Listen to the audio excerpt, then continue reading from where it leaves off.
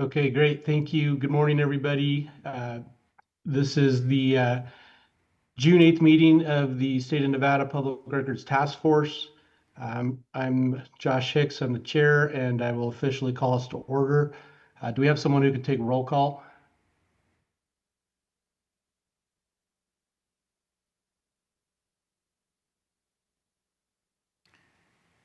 I think that's all you today, Josh. Okay. All right. Ben Lipman.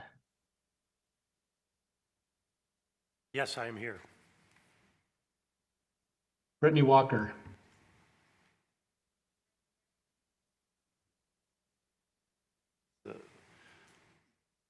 Yeah. I'm here. Okay, thanks, Brittany. Sorry. Colleen McCarty. Present. Kaylee Work. Here. Leslie Piro. Leslie Nino Piro, present.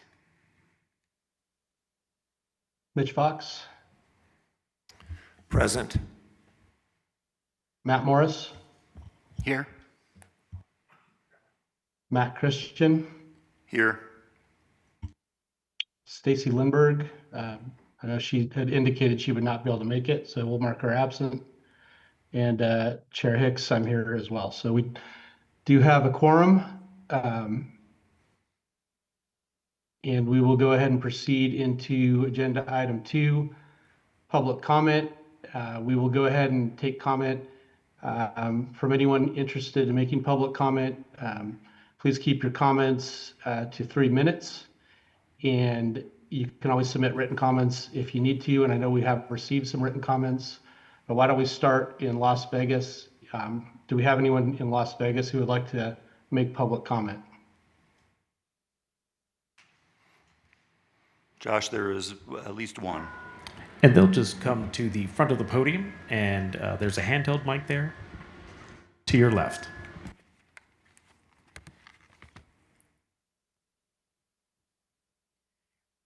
Hello, my name is Kathleen Light, L-I-T-H-T, and I reside in Henderson, Nevada. My public records journey started in 2024 when I asked the police for police support in a case where I was the victim. I was told to make a public records request. I was then told they first had to close my case. Then I was told the records didn't exist. Months later, I finally received a heavily redacted police report. More questions and answers arose out of what I received, so I made requests to other agencies that were involved. Those requests were not even acknowledged. I submitted complaints about the noncompliance with the Nevada Public Records Act by multiple agencies, including the Attorney General, which is the office that handles public records complaints. There was no response. So what happens when an agency that should be ensuring compliance is not in compliance itself? Well, I had no other option but litigation to compel these agencies to provide these records per the law. I filed as a pro se litigant, and at the first hearing, the AG sent 3 attorneys to argue against production. 1 year later, some records are still being delayed. Most were not produced at all. And I currently owe $1,000 in court costs for the privilege, despite the policy of transparency with regard to public records in Nevada. And I'm left with an incomplete record. As an educated historian, I assure you that redundancy of interagency records is the litmus test as to whether the record is complete. But across 5 agencies, I received no duplicate interagency records at all.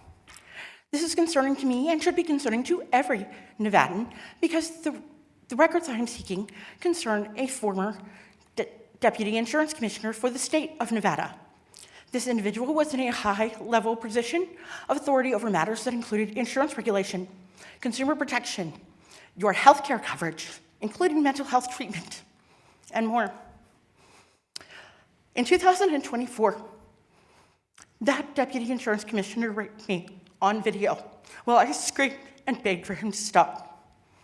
The Nevada State Police drafted an expedited warrant, and I was told that the deputy commissioner was being arrested. He was escorted out of his public office by the police but not arrested. Prosecution had been declined by Clark County District Attorney Steve Wilson without watching the video evidence. Wilson deferred to the Attorney General.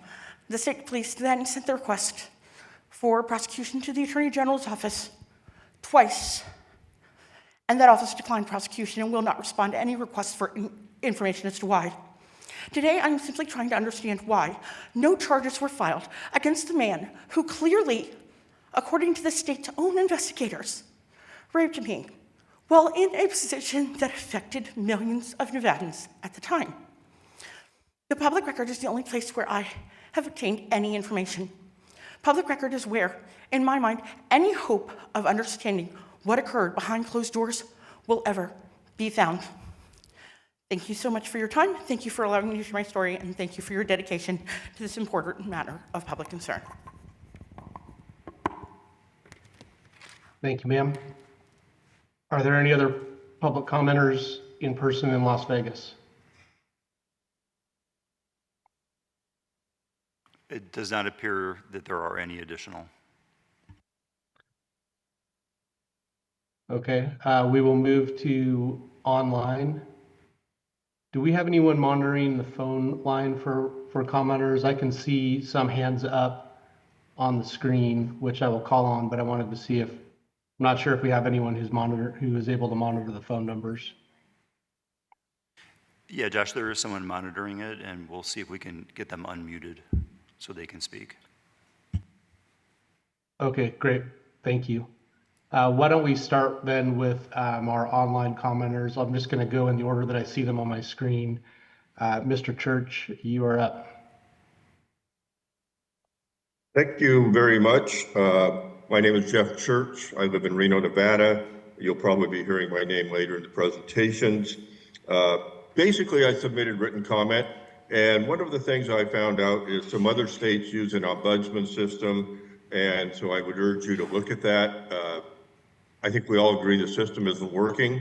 Many of the attorneys have suggested tweaks to the system, which may or may not be good, but I think we might really need to look at an ombudsman, one that actually has some authority to issue rulings or opinions, and or a hearing officer, something like small claims court.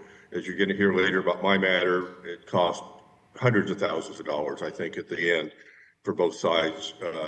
And in my case, it revealed some pretty interesting emails between one of the applicants and one of the main person in charge of selecting, but that didn't come out for over a year. One of my problems with the public documents request is you ask a agency, what time is it? I need information. I don't need a document, I need information. And they tell you to do a public document request instead of answering it. And then you do, and there's no documents responsive to the request. So the worst offender that I've dealt with is the city of Reno. And I was just trying to get some information on the salary of firefighters. I thought that's reasonable. Nope. So I had to use my ingenuity and pick a firefighter, ask for his pay stub, and then eventually I got that information. But why can't we just have agencies that are responsive to questions and answer it for the citizens and build public trust? I will cite the Washoe County Election Department, whether you like what they do or not. Mr. Guthrie is extremely responsive. Same thing with Truckee Meadows Fire. You ask a question, you get an answer. And if they don't have it, they'll tell you, but they're extremely responsive. And that's the way all the agencies should be, to avoid the cost and the expense and the time consuming on this. But some of them just do it with impunity. So that's the bottom line. Please read my handout and consider doing research into how other states do it with ombudsmen that have some authority to issue rulings. And that's it. Thank you very much. Have a good day. Thank you, Mr. Church. Next on my screen is Drew Rybar. Mr. Rybar, go ahead. Good morning, Drew Rebar. For the record, I'm a candidate for Nevada Assembly District 40. Go vote tomorrow if you haven't voted yet. I also run a social media channel called Auditing Reno 911. I've got about 280,000 social media followers. I get about 20 million views a month. I've done multiple public records requests. One of the reasons I'm running for assembly is purely government accountability. And what we don't have in our public records requests or responses from our government that should be responsive to the people that it serves, we don't get our public records, or there are barriers thrown up, or like in an example I've got with the Secretary of State where I've waited almost 2 years for a public records request, and I've just got too many lawsuits to file. So simply put, I've got a BDR that I'll be working on pushing through this next session that should bring accountability to the government employees to serve the people. Right now, there's no accountability in the system. And that's really what the people that are following me on social media communicate with me is that's their real frustration is there's no accountability in our government. The public records failing to provide them is just one example of the problems that we've got.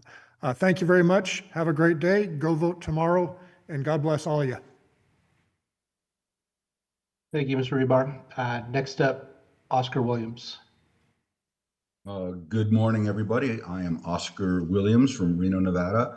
I submitted some public comment regarding PII, or personally identifiable information. In contrast to the other speakers who are concerned about transparency of government, I'm concerned about protection of our personally identifiable information, whether it be a handwritten signature with your full legal name and so on an election mailer, or as some of the presenters will be talking about today, the need to hide that information for darn good reasons. And what do the laws do, not do? I try to provide a bit of a legal framework for you guys to bounce off of. It is elections oriented, but the legal framework should be the foundation that goes in all directions in terms of improving our laws to give us the records that we want, or hiding our identities in such a way. There's just best practices, and I hope that I look forward to what's going to be discussed today and what we can do. I thought the ombudsman thing is an interesting idea on that side, but also just what is the legal framework that we are going, that we need to be working off of when we look at our own statutes and the weaknesses and areas to strengthen and so on. So with that, I look forward to hearing everything. Thank you very much. Thank you, Mr. Williams. We did receive your written comment. We received Mr. Church's as well. I neglected to say that, so thank you. Do we have anybody else? If there's anybody else online who'd like to make public comment, please raise your hand online so I can see it.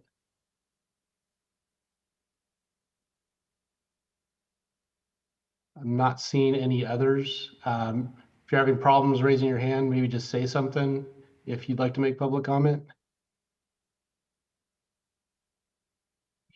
Hearing none, do we have anybody who's on the phone who wanted to make public comment?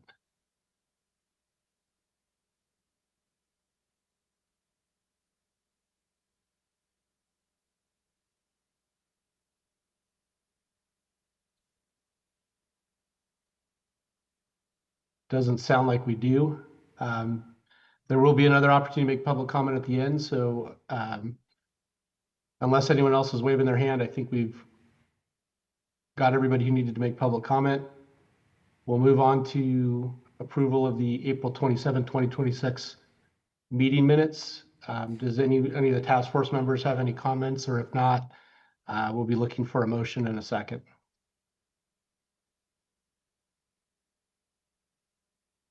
Colleen McCarty, for the record, I move to approve the April 27, 2026 meeting minutes. Thank you, Second. Colleen. Who was the second? Brittany Walker. Thanks, Brittany. We have a motion and a second to approve the minutes from April 27th. All in favor, please say aye. Aye. Chair votes aye. Any opposed? Motion passes. Thank you. Our next agenda item is the draft template. My thought was, unless any task force members feel otherwise, that we move this till after the presentations that we have coming up, out of respect to the presenters and out of interest of getting that information. And then I think we could discuss the template alongside with our evaluations and recommendations under AB 128 later in the agenda. Does anyone have any concerns with doing that? No concerns. I think that's a good idea. That's Ben. No concerns. Okay, well, hearing no concerns about that, we'll move into our the first of our presentations today.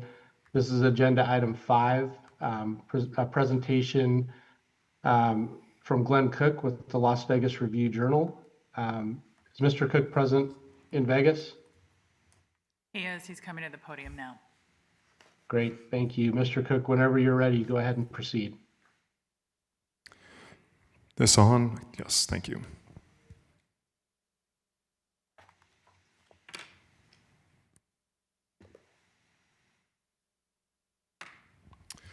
Good morning to members of the task force. Thank you very much for having me here. My name is Glenn Cook. I'm the executive editor and senior vice president for news at the Las Vegas Review-Journal. A little background about me. I've been a Las Vegas resident for about 32 years. In September, I will mark my 30-year employment anniversary with the Review-Journal. I have been the executive editor, which is the position that oversees the entire news operation. Been executive editor for just a little over 8 years. And I have spent the entirety of my career dealing with public records requests, public records issues. Public records forms the backbone of the journalism that is done by the Las Vegas Review-Journal in providing the first draft of history in this community. I'm very pleased to be before you today to discuss what I see as the current state of the Nevada Public Records Act and how we might be able to improve how it functions for the benefit of all Nevadans.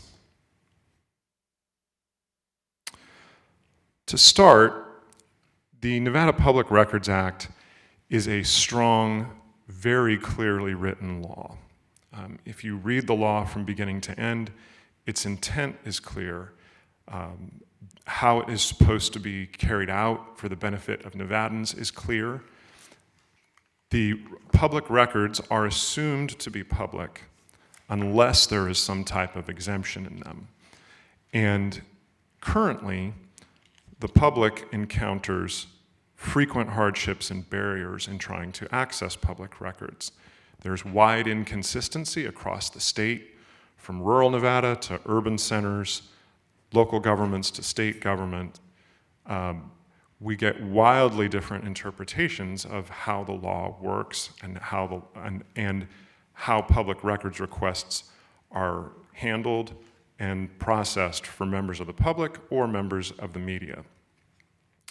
What we find is that governments routinely deny requests for information that, under the letter of the law, are clearly presumed to be public and the kind of records that the public should be able to access.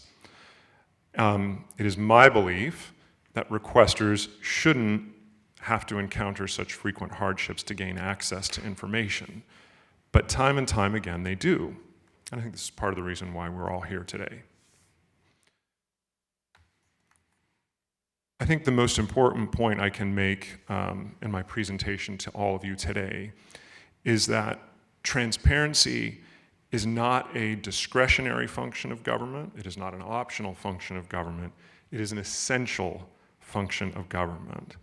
And no Nevada agency is exempt from the law. No Nevada agency is exempt from transparency. Local and agency rules, and there are many of them at all levels of government across Nevada, they are not allowed to supersede state law. If you have a code or an ordinance for a government entity that is below the state level, which declares certain records are confidential, if that is in conflict with state law, the Nevada Public Records Act takes precedent over local codes and ordinances. It's important to remember that the law is called the Public Records Act because records belong to the public. They are the public's records. They pay for them. They pay for the salaries of the government entities, of the government personnel who generate the records, which are a record of government performing essential public functions, doing the public's business. The public has a right to see these records. Public records belong to the public, not to the government. And this is the reason for this, is that public access to public records ensures government accountability. It's about giving the public the confidence and the trust in the government entities that they fund to have the belief that the government is working for them and not for themselves. It's important to note that the Nevada Public Records Act clearly favors the rights of requesters. I'm quoting a couple of provisions from the state law here. The provisions of this chapter must be construed liberally to carry out this important purpose. And any exemption, exception, or balancing which limits or restricts access must be construed narrowly. Again, this goes to what I was saying at the beginning of my remarks about how strongly written and clearly written the Nevada Public Records Act is. The purpose of the law is to default to the interest of the requester and not to the interests of governments who wish to keep records secret. The public overwhelmingly has a right to see the records that are produced by government entities. And I believe that when this law was originally written, these provisions were put at the very beginning of the law to make their intent clear, to have the provisions construed liberally and exemptions construed narrowly. And yet what we encounter time and time again is those two provisions sort of flipped, where exemptions and particularly balancing tests overwhelmingly tend to lean toward the government side to keep records confidential. So, as the task force works toward considering changes to the Public Records Act to make it function better for the public, we should see changes that strengthen the right of the public to access the public records.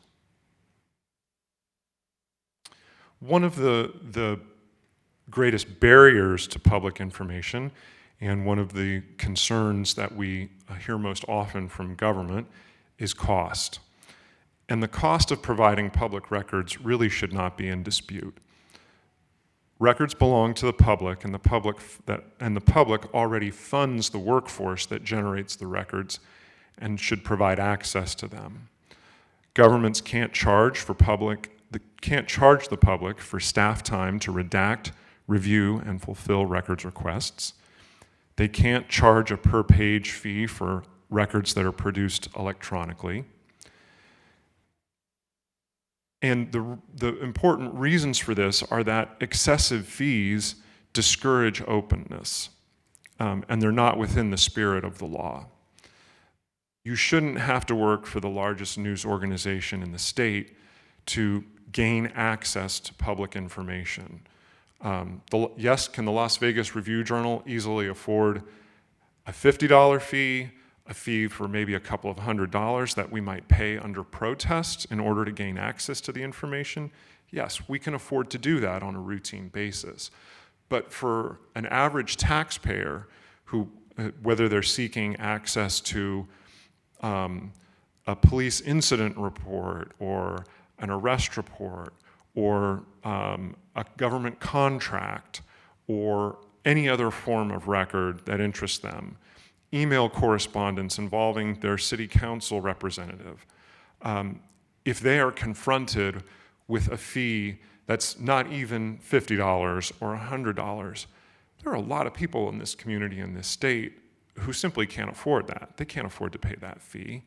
And that becomes an insurmountable barrier for them to access records that show whether their government is working as they wish. Government staff responses to record requests are imperative tasks. As I mentioned earlier, public records belong to the public, and transparency is an essential function of government. Every government entity should have the personnel dedicated to fulfill records requests and to make public access to public information an essential function and the highest priority of government to ensure that the public trust is maintained. Given the frequency with which government entities demand such payments for access to public records, the law should be clarified so there is no dispute. There are already provisions in the law which declare what you can't charge for. So if we're going to amend the law, let's amend it in a way that makes it even more clear about what costs are not allowed. Another frequent frustration for public records requesters relates to timeliness. The law says the purpose of this chapter is to foster democratic principles by providing members of the public with prompt access. But it's not unusual for agencies to promise delivery of public records several months after a request is made and then delay or simply never fulfill that request without consequence. Especially in the news business, when we are trying to be the eyes and ears of the taxpaying public by reporting on government entities, when we request information relating to urgent matters of extreme public interest, delays in processing public information essentially allow newsworthy events and issues to fade into the background and be forgotten by the public as new items of public interest sort of push them down. And it makes it harder for news organizations to hold governments accountable when the information that we need in order to do that doesn't arrive on a timely basis. Especially for regular residents and taxpayers of Nevada who do not work for a news organization, a lot of times when they need public information, there's urgency. There's a need for that information now so they can be informed perhaps before a county commission vote on an agenda item. And if they can't get access to that information, the vote happens, they might lose their opportunity to express a concern about an action of government because they didn't get the information they needed to form an opinion and raise a concern.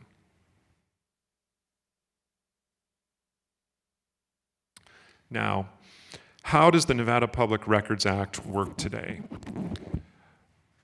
Requesters face increasing number of hurdles to access records. I've outlined some of these for you already. Government delays hinder accountability and prevent inquiry to timely matters. Denials incorrectly apply court precedent.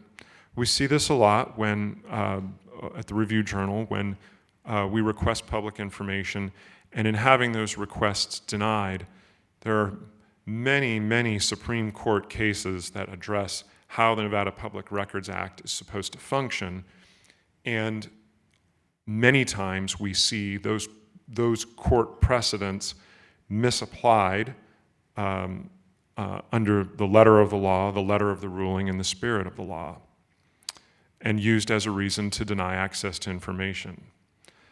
Another huge problem that we encounter as a news organization and members of the public encounter are excessive redactions.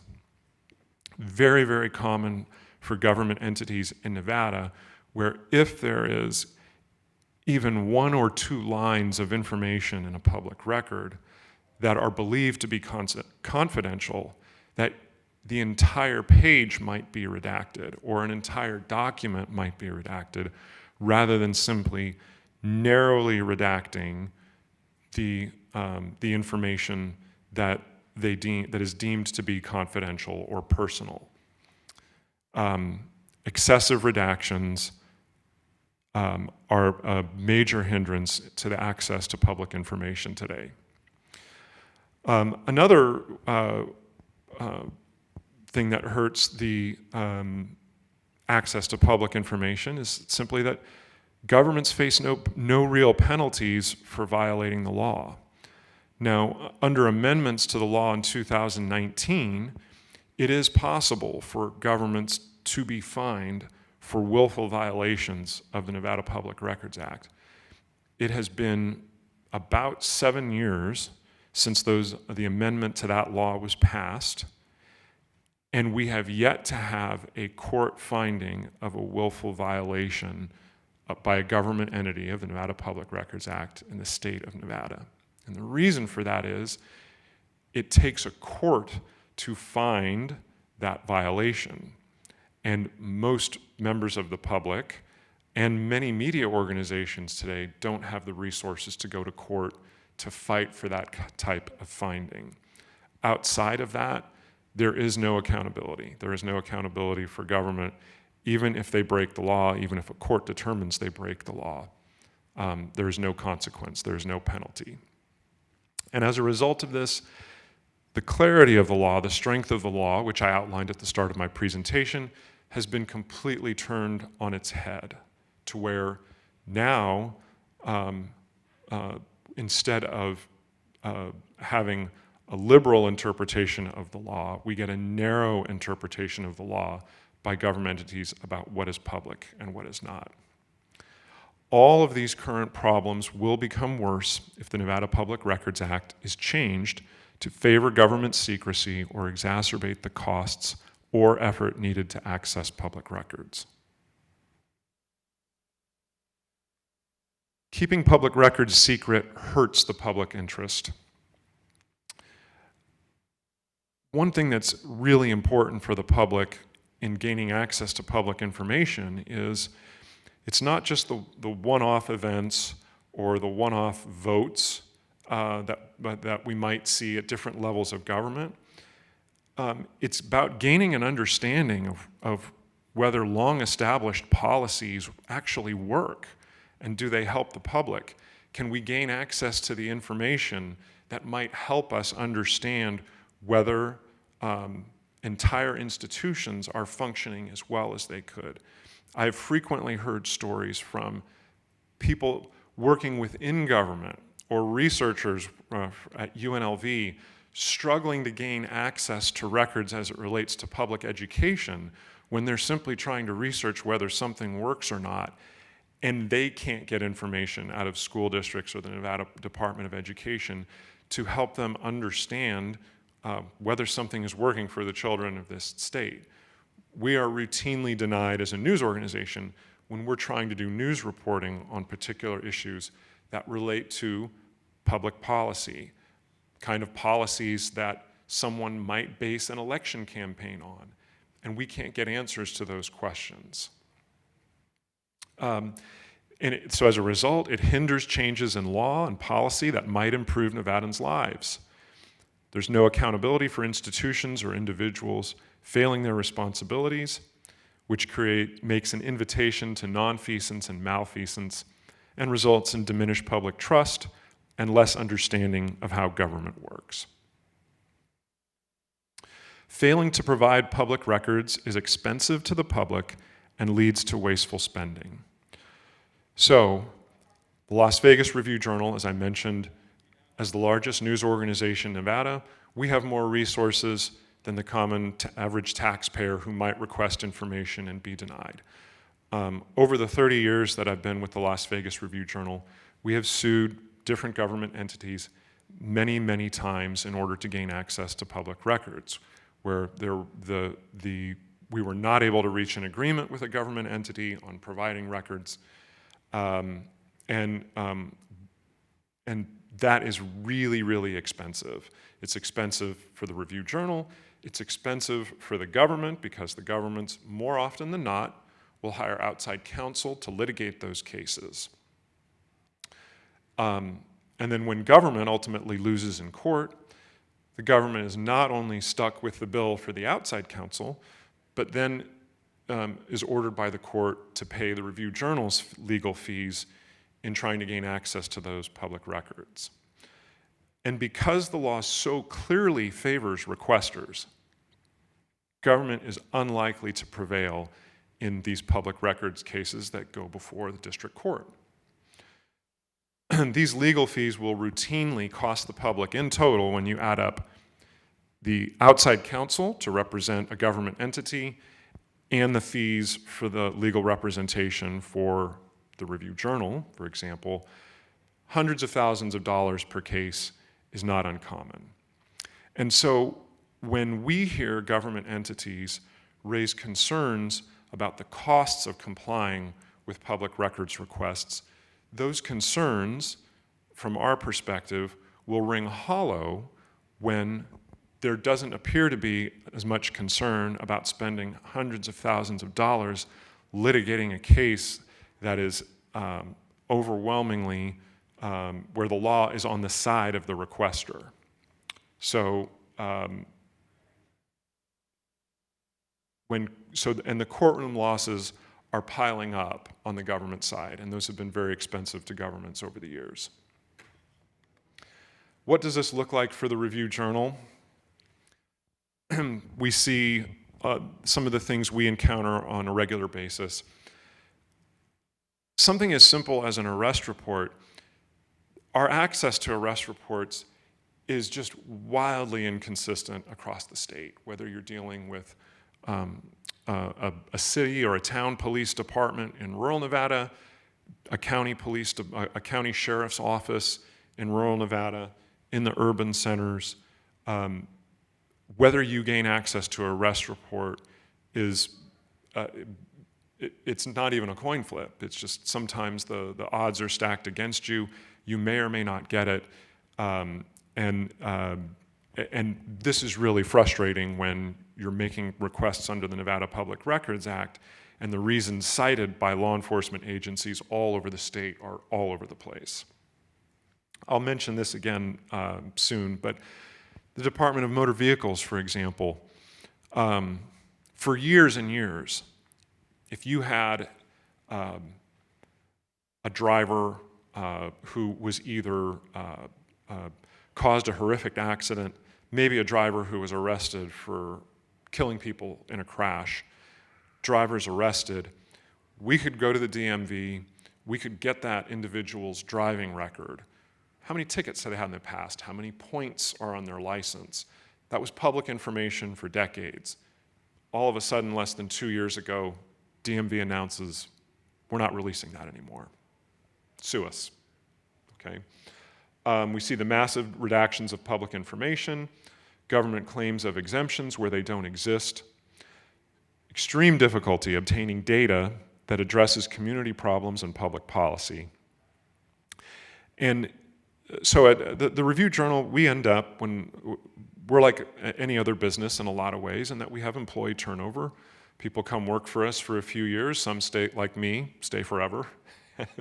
But when we bring in reporters from other states, I see it time and time again where someone who comes from the Midwest, from the Southeast, they come in and they put in a request for public information and they're denied, and they'll come to senior editors and me and they'll say, what's happening here? I literally, all I have to do, and whether it's Florida or Washington State or Kansas, somewhere else, there's no fight.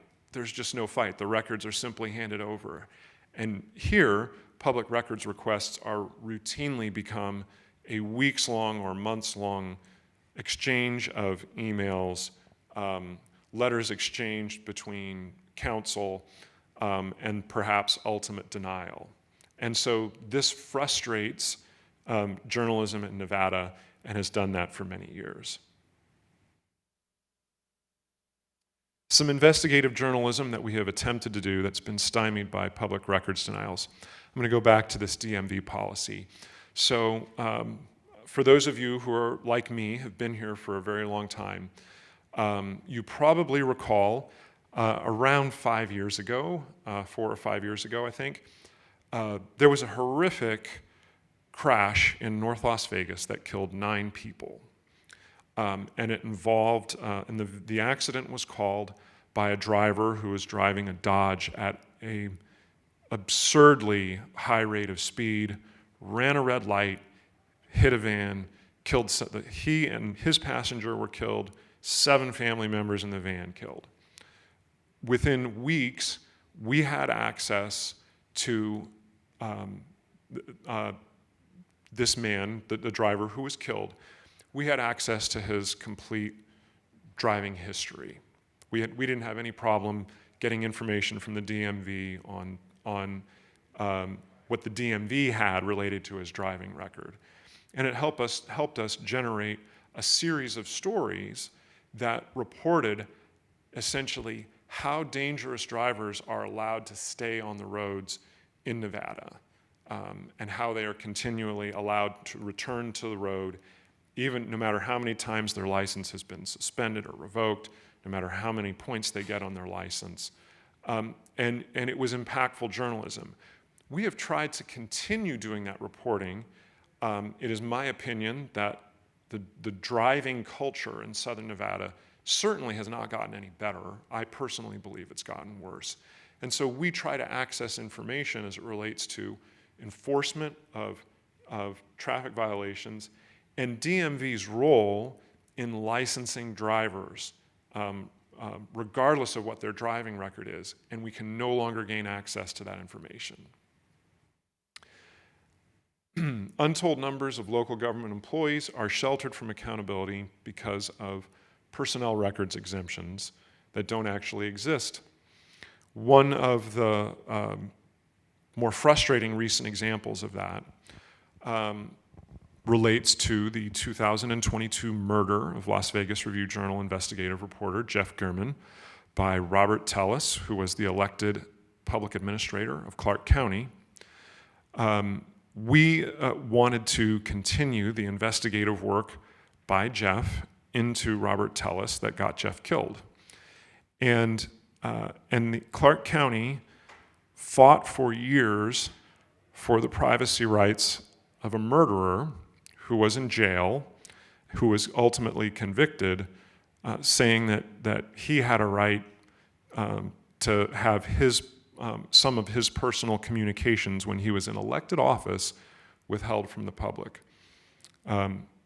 It was absurd. We did get most of those records ultimately. And we also see police citing ongoing investigations to withhold records in cases of high public interest for months and beyond. And we know this is now before the Nevada Supreme Court.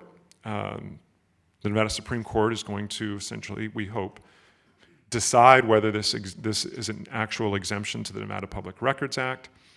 But law enforcement across the state have asked the Nevada Supreme Court to declare that such an exemption exists. Now, do we gain access? Are we shut out from public information all the time? No, we're not.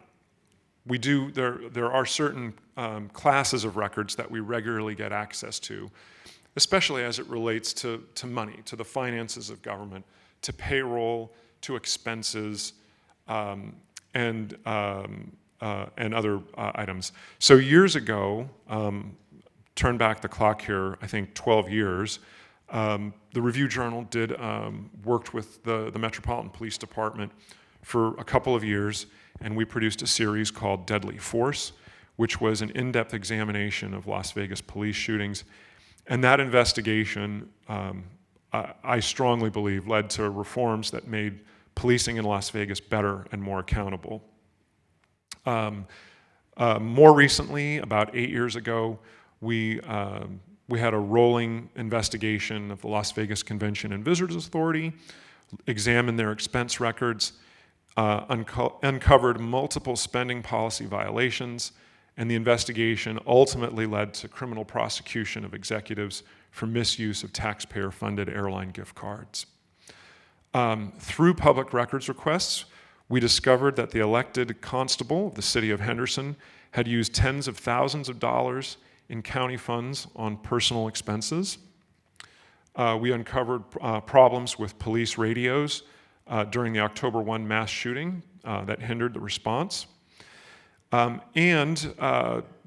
back to December of 2019, when there was a terrible fire at the downtown Las Vegas Alpine Motel apartments, we found that this motel, despite a long history of failed fire inspections going back a decade, hadn't had a fire inspection in more than 2 years before the fire that killed 6 people. So these are, I believe, excellent examples of how access to public information can lead to journalism that serves the public interest. So going back to what I was talking about with related to how expensive it is to litigate public records cases. The Review Journal has had a handful of public records lawsuits victories over the years that have been very expensive to the public. We prevailed over the Clark County coroner when the agency refused to release child autopsy reports. Clark County ended up paying more than $330,000 in Review Journal legal fees in that cases. We prevailed over Las Vegas police in cases related to the Alpine Motel fire and police investigation of Nevada Highway Patrol trooper that were wrongly withheld. Review Journal received $620,000 in legal fees in connection with those 2 cases. We prevailed over the Clark County School District when the school district wrongly withheld investigative records related to trustee Kevin Child and his behavior with staff and school employees. The school district paid more than $125,000 in Review Journal legal fees. And just over the last month, the Review Journal prevailed again over Clark County in a lawsuit over wrongly withheld investigative records related to the Public Works Department. We will be awarded fees in this case at some point. I want to quickly address some government concerns that we know have been aired about compliance with the Nevada Public Records Act. One of those being that the potential government liability of releasing public information that might have confidential information. The reality is that governments are not being sued over the release of potentially confidential information. As I noted in the previous slide, governments are being sued for not following the Nevada Public Records Act, and they are losing those lawsuits. Fulfilling public records requests is not a burden, it is an obligation. Governments must ensure staff are trained to search for and produce different types of public records, and that agencies have the technological capability to do so. Again, transparency, an essential function of government, not a discretionary function of government. Requesters today have very little leverage in trying to get access to public information when it is not, when release is not initially approved. And that's because governments face no penalties for breaking the law. The language of the law favors requesters, but government has complete control of access and can limit access arbitrarily. There have been concerns raised about a lack of specificity in parts of the Nevada Public Records Act, but the language of the NPRA is broad by design. Any record not specifically declared confidential under state law is a public record, and the law is supposed to be construed liberally. There are also concerns about the law's applicability to electronic and digital records today, as nearly everything is digital. But the law's application to electronic records is clear. And the Nevada Supreme Court has not had any problems ruling in multiple cases over the years that have dealt specifically with records in electronic form. Reforming the Nevada Public Records Act. Any changes to the NPRA must improve access to records and not further limit access to records. Agencies already have control over timing, format, and response. Changes proposed by governments would shift more power to government discretion at the expense of public oversight. The law should more clearly limit which records are confidential, not limit which records are public. The law should clearly declare which government actions are violations of the law. I strongly believe that if the law is going to be amended, that it should be amended in a way that makes very clear when if governments decide to withhold certain types of records, that is a violation of the law. Any restrictions that address vexatious requesters, in my opinion, would give governments a new avenue for abuse and non-compliance. These types of restrictions should be avoided. Imposing new costs on public records will only further limit public access and will not, quoting from the law, foster democratic principles. Most taxpayers and small news organizations cannot afford high fees for public information. And finally, government non-compliance is the biggest current problem with the Nevada Public Records Act. Financial penalties, which, as I mentioned, exist under the 2019 reforms but have never been actually imposed to this date. Financial penalties should be broadened and increased against government agencies that break the law. That's all I have for you today. Thank you, Mr. Cook, for your great presentation. Do we have any questions from task force members who would like to say anything to Mr. Cook? Yeah, Mitch Fox for the record. Hi, Glenn. Go ahead. I wanted to ask you, are there any governmental agencies or entities that you think are doing it right or come closest to compliance with the law, and why? How are they doing it right? Perhaps there's none, but if there are, what are they doing right? I would say my experience over the years has been that the city of Las Vegas has been among the most helpful entities. And the reason for that is, it's spelled out in the law that governments have an obligation to help requesters. If a requester asks for public information, the response shouldn't sometimes be an outright denial or questioning that frustrates the requester. It's, hey, okay, you've asked for something that's really broad. Let's help you, let's narrow this request. Let's help you get at what it is that you're exactly looking for. And I don't recall problems with excessive fees from the city of Las Vegas either. It's always been my belief that the city of Las Vegas has always sort of understood a number of the points that I've outlined in this presentation, and there's not a reflexive bill for $3,000 for information. One thing that I will spotlight in dealing with the city of Las Vegas and which really shapes my opinion about the city and how they've approached public records was that 2019 Alpine fire, the Alpine Motel fire that killed 6 people.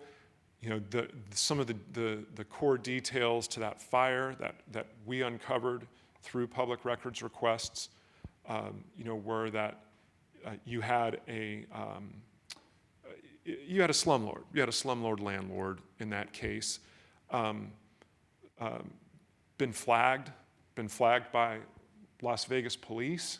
Las Vegas police said to the city, the bad guy, and the city handed over. Those records were very unflattering to the city, and the way that they dealt with the very serious problems that very, very poor Las Vegas residents faced. And they handed over record after record after record that made them look very bad. The fact that the landlord had been flagged by the federal government as having potential cartel ties The fact that police had said, this property and this landlord are a problem. The fact that they hadn't inspected the multiple failed inspections and then just fell through the cracks, and they essentially stopped inspecting the property. They handed over all of the records that revealed this information, didn't charge us for it. And that to me is a government entity that functions in the spirit of accountability, recognizing that they have an obligation to be honest with the public who funds them, and being open about truly one of the most awful things that as a news organization that we have covered in my career here in Las Vegas, something that was completely preventable and shouldn't have happened. And so I would say the city of Las Vegas is probably the best example. If I can ask a follow-up, Mr. Chair. Mitch Fox again for the record. Is it feasible to conceive of an environment, a scenario in which governments post everything immediately online? And are there any shortfalls or are there downsides to that? I'm thinking perhaps email exchanges between elected officials. That might be difficult. I'm trying to get at some possible solutions.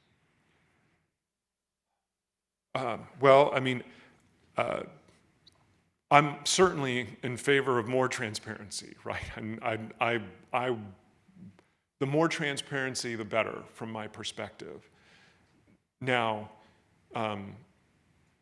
is it feasible to devise a system in which every single record that's generated by government goes through some giant cloud portal and just lands online in a space where people can search for them? That's a lot of records, right? That would be a lot of records. I will say I'm not aware of any government entity in the United States that currently functions that way.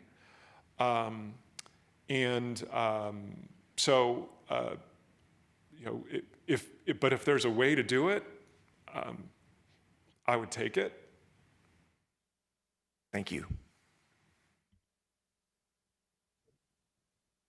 Thank you for your time. I'm sorry. Yes. This is Matt Christian for the record.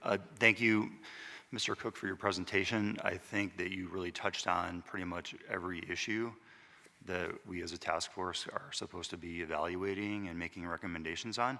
I just had at least one comment and maybe one follow-up question. Sure. I could probably keep you here all day asking for your opinions on specific types of records, but I know we're already an hour into the meeting, so I won't do that. My one comment is just most respectfully, I do have to push back a little bit on behalf of government agencies, namely my own. I just don't agree that there's no penalties for non-compliance with the NPRA. I can tell you very honestly that we know that if we guess wrong and get something wrong on a public records request and get ourselves sued, we know that we're going to owe attorney's fees. So that's a very highly motivating risk factor that makes us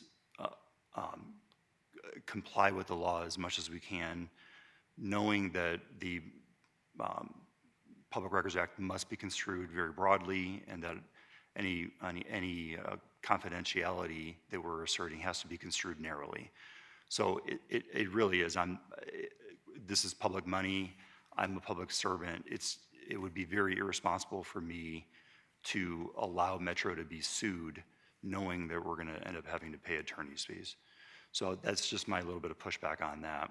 But I did want to follow up with a question on whether or not government agencies should be allowed to charge for staff time. I don't know if you can maybe elaborate further on your position on that. In your opinion, should it never be allowed that a government agency should be able to charge? Or do you see that there are certain circumstances, maybe when the request is for very voluminous records with really no nexus to government transparency, would there be certain circumstances when you would be okay with the law being clarified to make sure that we can charge in those circumstances? So my feeling, and this is based on my years of experience in dealing with government entities across the state, is that creating the an avenue to begin charging for staff time and to begin allowing very high fees, that simply will become an avenue available for abuse and misapplication and used to discourage public records requests. The reality is that every government workforce in the state is already being, they're on the job, they're on the clock, they're being paid. Government entities across Southern Nevada have public information offices. They are called the Offices of Public Information, and there are job titles, Public Information Officer, and that's their job.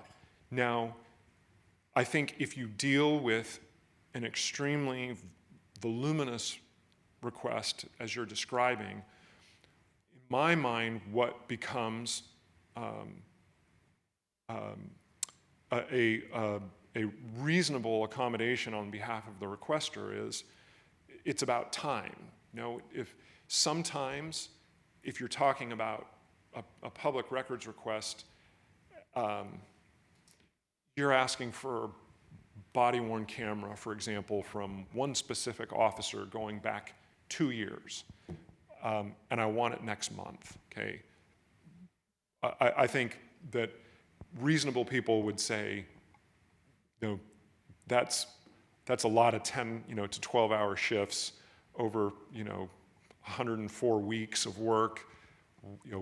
That then would sort of trigger the provision of the law where you're supposed to help the requester.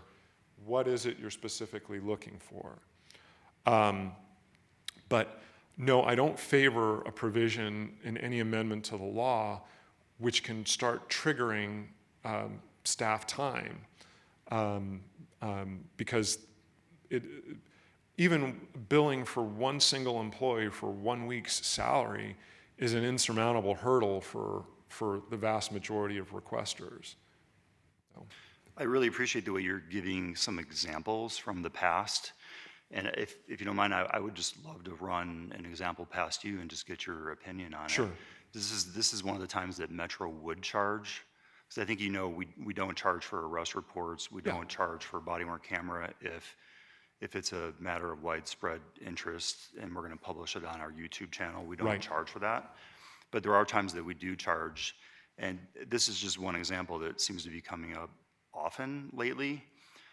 Let's say that, John lives at an apartment complex and it's not in a great area of town, and he ends up, he's a totally innocent person, but the neighbors are not. They have a drug deal, it goes wrong, and John ends up getting shot at this apartment complex. John's family is probably going to hire a lawyer and investigate whether or not they can sue the apartment complex, the managers, the security company. Maybe it's a really large apartment complex and it's kind of well known as being crime-ridden. The lawyers are going to have to show that this is a dangerous apartment complex.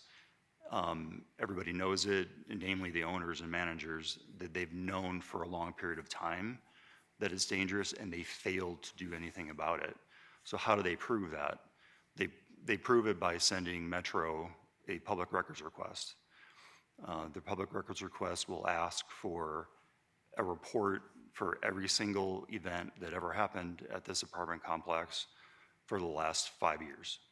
So what we do is what you recommended. We reach out to the requester and we say, look, this is going to be very difficult to respond to. There's literally thousands of events. Each one of them would have to be evaluated as to what in here is confidential. Maybe one of these events, someone was sexually assaulted and we have to protect their name by law. or maybe there's open investigations, or maybe there's social security numbers. There's always things that we have to look for in terms of redaction. So we reach out to the lawyer and we say, can you please narrow this? And they say, no, we need all of it. And they're all public records and we want it. And by the way, you can have 3 months to do it, that's no problem. And we'll pay you. We'll be happy to pay you for this information. Because if they send a subpoena, they would probably have to pay.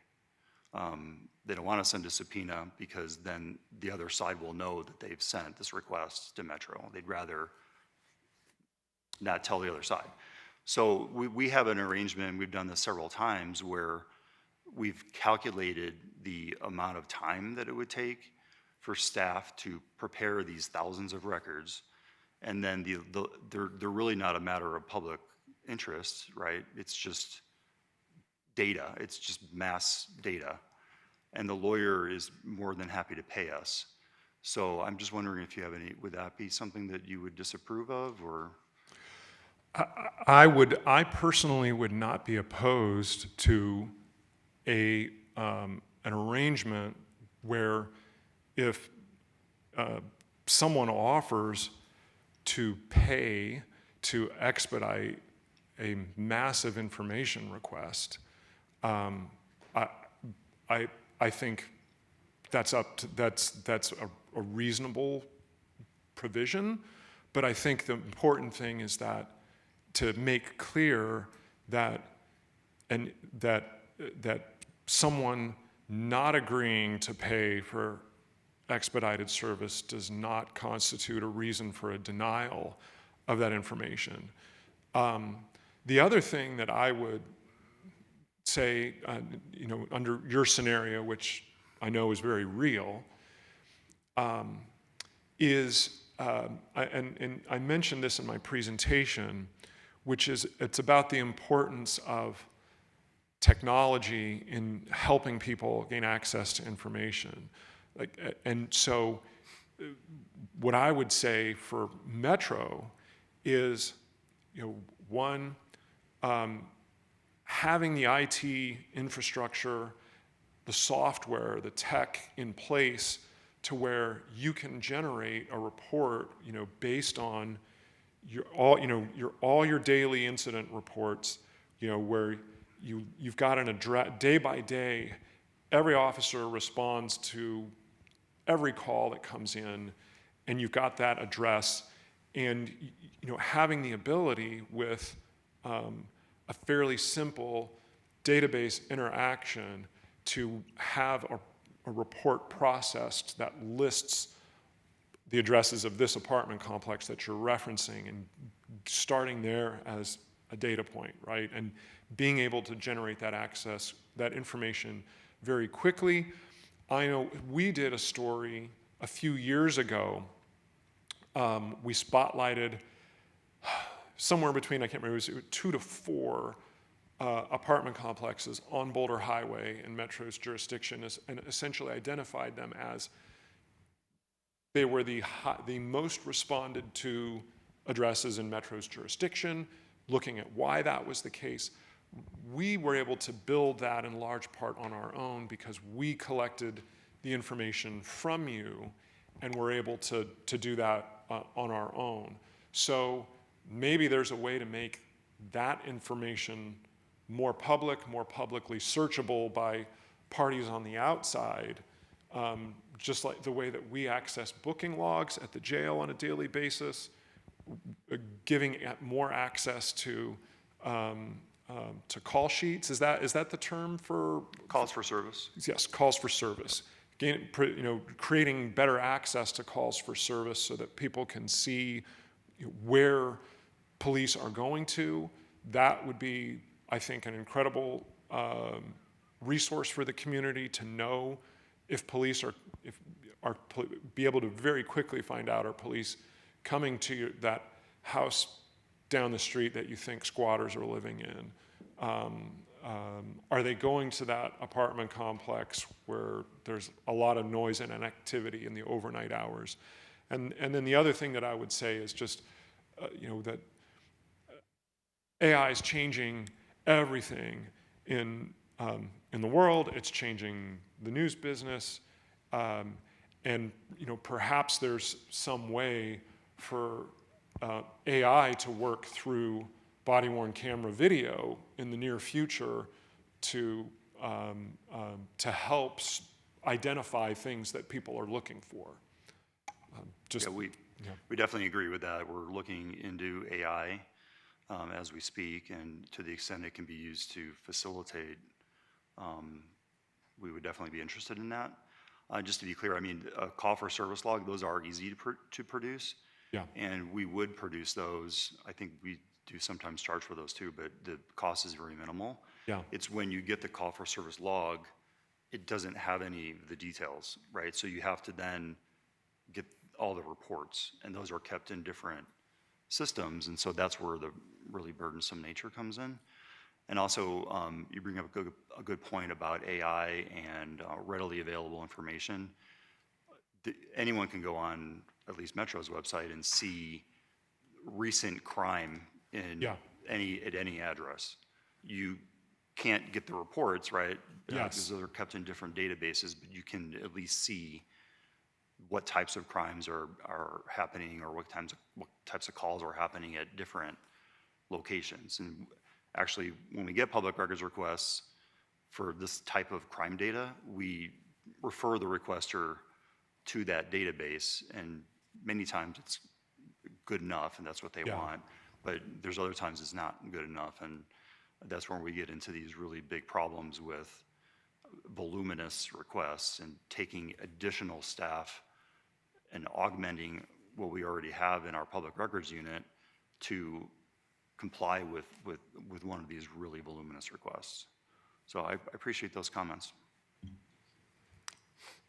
Chair, I have a question for the presenter. Go ahead. Thank you, and thank you, Mr. Cook, for your presentation. I do want to say that I really appreciate the investigative journalism that the Las Vegas Review-Journal provides. I do think that it's so important to have these things uncovered and investigated so that there is public knowledge, and that we bring things to light that need to be brought to light. And so I really appreciate your role here in the community and your presentation. I do want to speak a little bit from my perspective as the city attorney for Boulder City. We're a very small city, 15,000 people. We don't have the resources that a lot of the larger jurisdictions have. We don't have an Office of Public Information. In many circumstances, our staff wear multiple hats. Our utility billing supervisor is also our business license director. So when we get these requests, they can be a little bit overwhelming for staff to complete because they're also trying to do what they need to do on a daily basis. And I wanted to ask you, from your perspective, like a what would you do scenario, so let's hypothetically pretend the public records law applies to the Las Vegas Review-Journal. And let's say you have maybe an office administrator who comes forward to you and says, I've been being sexually harassed by a fellow employee, like a reporter, somebody, maybe not at a top level or of the organization, but a fellow colleague, and she feels she's being sexually harassed. And so the Las Vegas Review-Journal does an investigation and looks into this and takes the appropriate steps to address it. And then there's an investigative report, and that's complete. Now let's say a fellow employee requests that report. So believing the Records Act applies, how would the Las Vegas Review-Journal handle that? So if the Las Vegas Review-Journal were a public entity, and this circumstance played out as you say, the other employee should be able to get access to that investigative report, the same as taxpayer Joe Smith, taxpayer Jane Jones. Certainly because someone is a public employee, they're still taxpayers too. they have the right to access information within their own employers under the law, depending on what they ask for. So, I mean, if we were a public entity, which we're not, but if we were, and we produced an investigative report, and we were bound to follow the Nevada Public Records Act, I would say, yes, that employee should be able to gain access to that investigative report. Okay, do you think the person that had come forward with those allegations, do you think they might have any issue with that, or feel, given that personal details of something they were victimized by is being given to a fellow employee? Well, I mean, certainly, and we have engaged in these types of conversations with governments at all levels when we're trying to gain particularly access to investigative reports that deal with really sensitive matters, the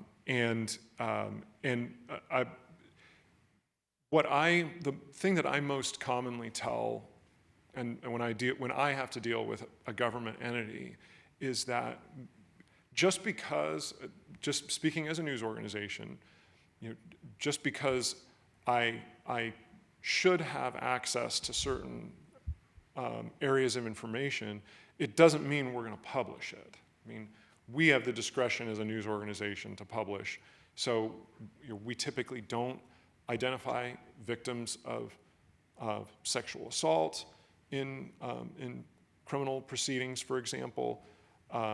Sexual harassment, different realm, and if someone is making a claim that potentially harms the reputation of another person, then we would have those conversations internally about, do we think the person's credible, and do we think we should identify that person? Certainly when these types of allegations come out in a lawsuit, lawsuits are obviously 100% public record, you can access them online. We will publish if someone takes the step to sue.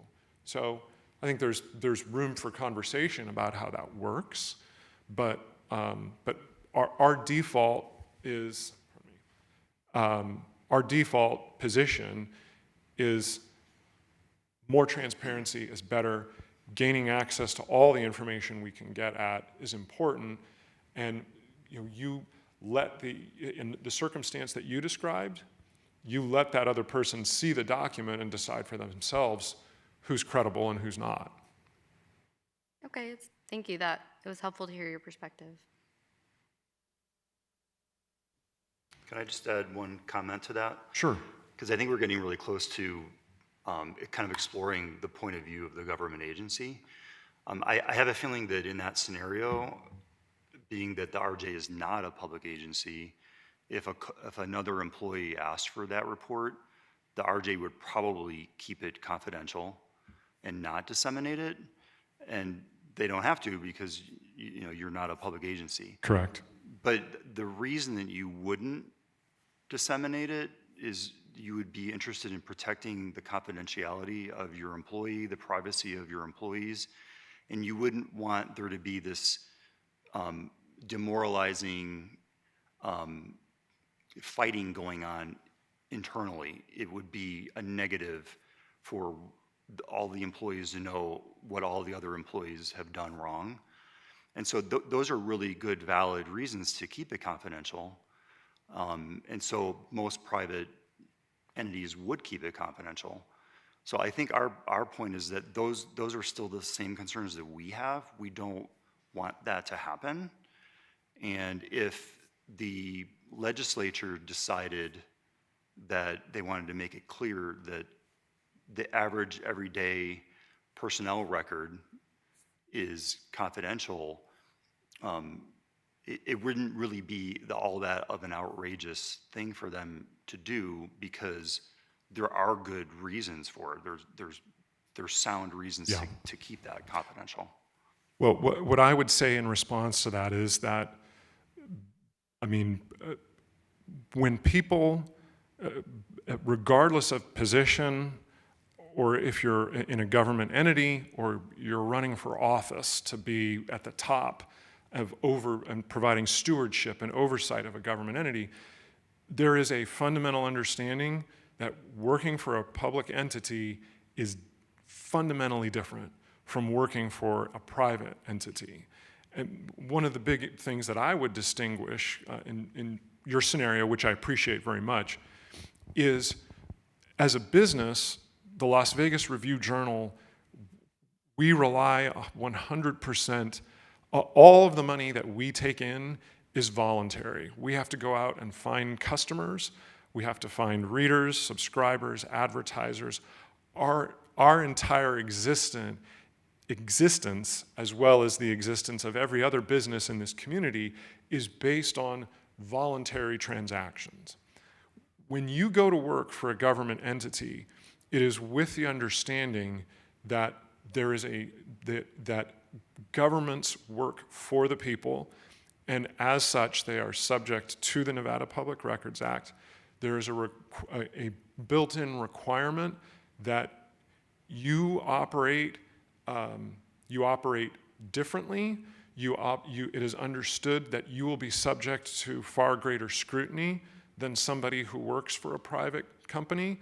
We see this every day in our email interactions with public employees across the state who will have in their email signature, this email is subject to public records requests under the Nevada Public Records Act, essentially warning somebody who hits the reply button, hey, whatever you type in here, someone might be able to access, right? So there is a built-in understanding that working for the government and working for a private entity are completely different. You work for the government, you are funded by taxpayers. Paying taxes is not optional under the law. Taxpayers, Boulder City taxpayers fund Boulder City government. They get they by law have to pay the salaries of the city of Boulder, of employees of the city of Boulder City, to be able to run the government that benefits them, so they get a window into that. They want to go to the Dairy Queen and buy a soft serve, they can decide to not do that, and as a result, the Dairy Queen employees aren't subject to the same level of scrutiny and transparency as the employees of the city of Boulder City. That is fundamentally the difference between private entities and public entities, and the reason the Nevada Public Records Act exists to keep government honest, to ensure government functions in the interest of the people. And under these scenarios that we're talking about, I will go straight back to Robert Tellis, okay? That was a bad guy. He was a bad guy, he was a bad boss, he was a bad husband, bad person, doing bad stuff in that office, and we had every right to gain access to all the information we could about all the things that he was doing, how he was treating the women in that office. He was an elected official. We had every right to learn that Clark County essentially took a hands-off policy. They said, he's elected, we can't do anything. That was important public service journalism, and it was important that that office be held to a higher standard of transparency. The county disagreed with us in terms of the types of things that they initially wanted to provide to us. They hid things from us until we finally got them. It took him being convicted of murder and landing in prison. But we should be able to get at this type of information to make sure government is working for the people. So. Would you be open to some sort of tiered system? Because we recognize, I mean, Robert Tellis was an elected official, but a vast majority of government employees are not. And if some requesters are not the RJ, some are disgruntled coworkers. So would you be open to some kind of system where it was clear that low-level, run-of-the-mill, everyday types of personnel records are more off-limits, whereas something like you're describing would be less likely to be off-limits, because I think we would, because it's understandable. The higher level the employee is, then the more scrutiny there should be. But For common everyday complaints that I know we see at Metro, people won't complain if they think that their name is going to be released to their coworkers on a whim. There just won't be as much accountability. There won't be as many complaints. People will be absolutely discouraged from complaining because they know that their name will end up getting out there. I'm sorry, I don't mean to interrupt, well, maybe I do, but I'm hearing from the other presenters that they may have to leave and not be able to present today because we're going over so much. I'm sure Glenn would be willing to come back and continue this discussion another day, Yeah, if that's well, a possibility. I'm planning on sticking around. So if you want to let others present, I'm happy to come back up and discuss further. Thank you. Yeah, we really appreciate your time. Yeah. Thank you. Thank you, Mr. Cook. We appreciate it. And thank you, Colleen. That is a good reminder that we still have 4 presentations to go. So we want to hear a full presentation, but please be cognizant of timing and be as efficient as you can in your presentations and your questions. So we'll move on to agenda item 6. This is our next presentation. This is from Bob Conrad at This Is Reno, and I believe Mr. Conrad is online. I see him on there. Good morning. Mr. Conrad, good morning. I will turn it over to you to begin your presentation. Thank you, everybody. Do I have screen sharing capability? Can I share this? I believe you do. Okay, here we go. Want to make sure you can see that? We can see it online. Great. Again, my name is Bob Conrad.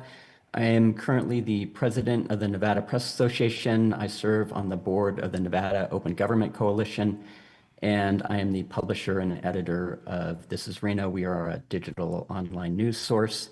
In a past life, I was a former public records officer at 3 different state agencies.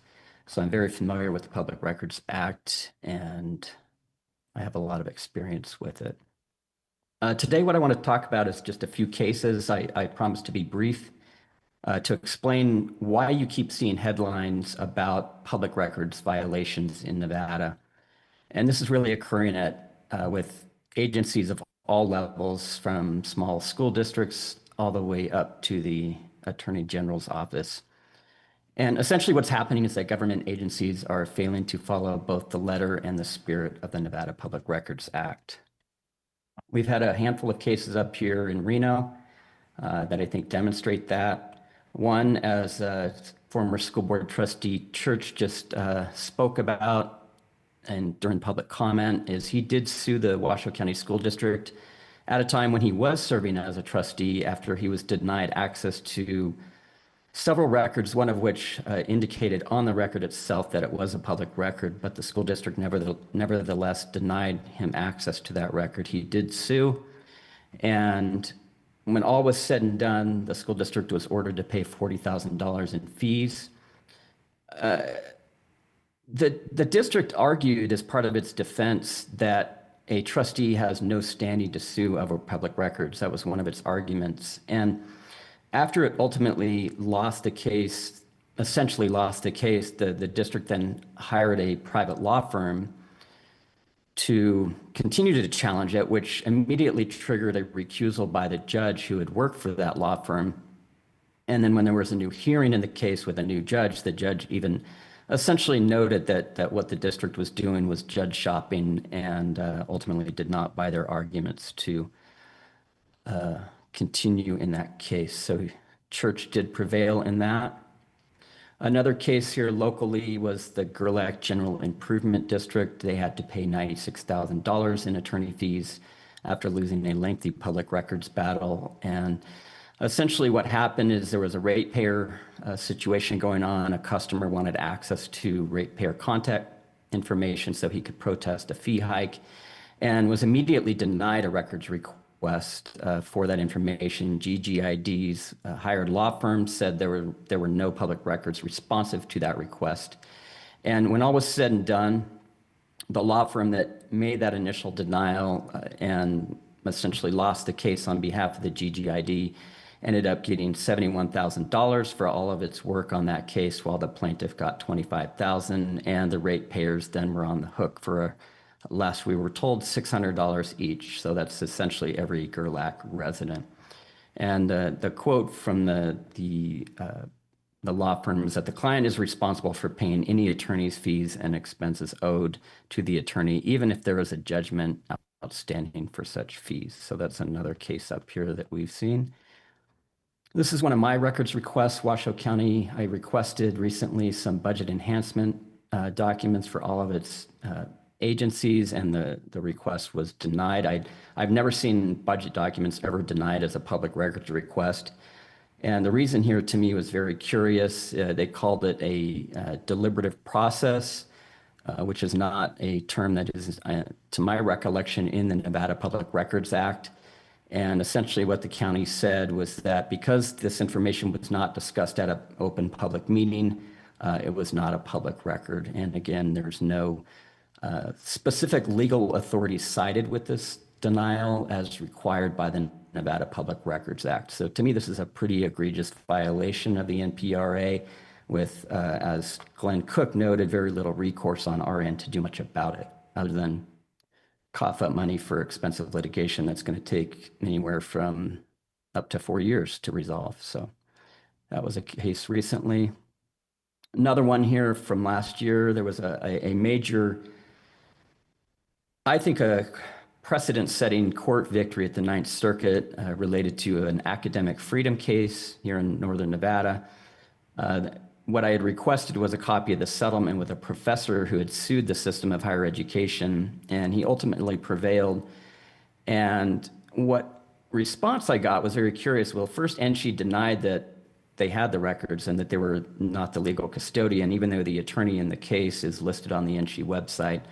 But the college, the Turkey Meadows Community College, said essentially that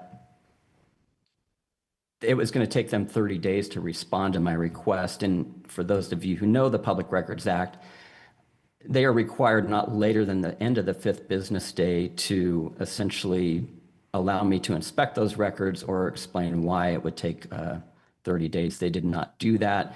And ultimately, after 32 days, they missed their own deadline. The records were denied with, again, no recourse available to the requester in this case.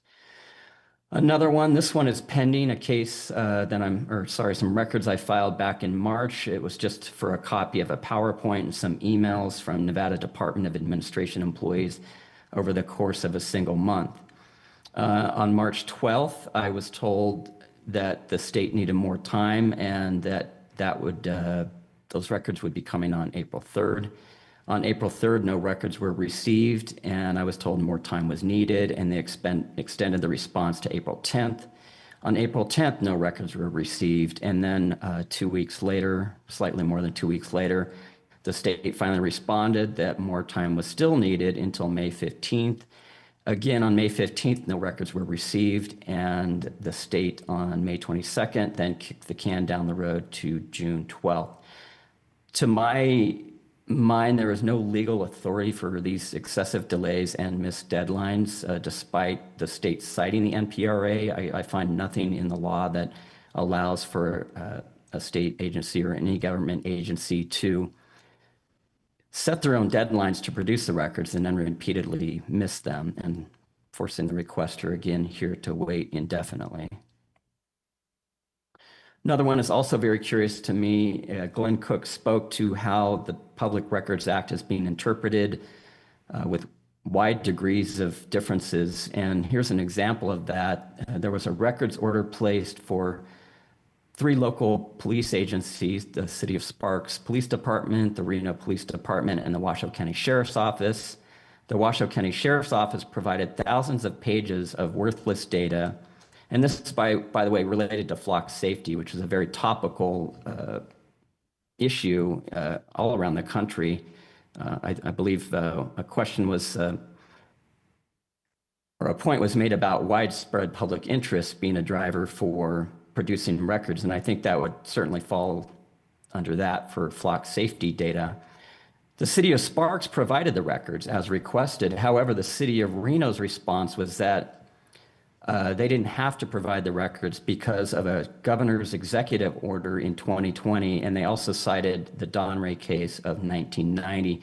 To me, neither of those are applicable to the request here, and this is, I think, a pretty far reach for why the city would not provide those records. So I think these cases really speak to some of the issues that Glenn already spoke about. And really, to me, the remedies already exist in law. Public records litigation is occurring because records are frequently denied and mishandled, not because of lack of clarity in the Nevada Public Records Act. I've provided a few examples here already. And as Glenn noted, if there's ambiguity, favor should really tilt in the favor of the requester. And this is exactly what the law already mandates. And as Glenn noted, we're living in a world where the exact opposite is happening. Judges and government attorneys are finding all sorts of kinds of creative exceptions and making arguments around them for why they can't produce records. And as the law already mandates, records denials should be the exception and not the rule. There should be no outside of the 5-day rule exception for producing records. The Washoe County Sheriff's Office, in addition to the system of higher education, grants itself an automatic 30-day extension. The Nevada Supreme Court has deemed this actually proper, amazingly, which is quite shocking. But to us, the statute's pretty clear, but apparently the Supreme Court allows for indefinite extensions based on their recent ruling. Delays should always be the exception and not the rule, and they should not be finite. And then, there's a couple of points that were made at the last meeting and already again today about voluminous requests. And there's a provision in the Nevada Public Records Act that to me is very clear, which is the government agency has a responsibility to make an effort to assist the requester to narrow the request if they deem that voluminous. And I will tell you from my experience, this rarely, if ever, happens. I usually get told this is going to cost you $5,000, and therefore, because we can't pay it, the request is essentially denied. And there's virtually no effort on behalf of the government to assist in narrowing the requester's focus for records.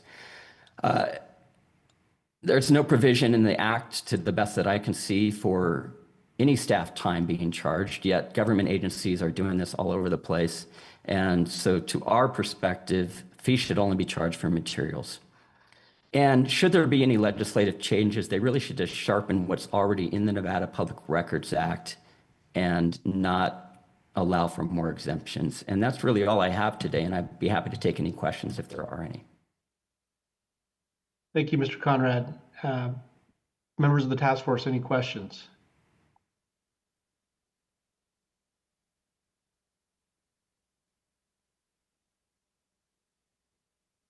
Okay, I'm not seeing any. Thank you. We appreciate your presentation. Thank you. And we will move on to our next presenter. This is Luke Busby, Nevada attorney. Mr. Busby, please proceed. Thank you, Mr. Chairman, members of the committee. I assume you can hear me okay? Can you hear me? Yes, we can hear you online. Okay, great. Okay. I'll go ahead and pull up my slide deck here. Sure you can see that. All right, does that look okay? We can see it. Great, okay. So again, my name's Luke Busby. I'm an attorney in Reno, Nevada, and I'm just here to share my perspective as a practitioner who engages frequently in litigation involving the Public Records Act. I tried to make a demonstrative photo of myself as a World War I soldier, but it ended up looking like Chris Peterson from the ACLU. So I apologize to Chris for that.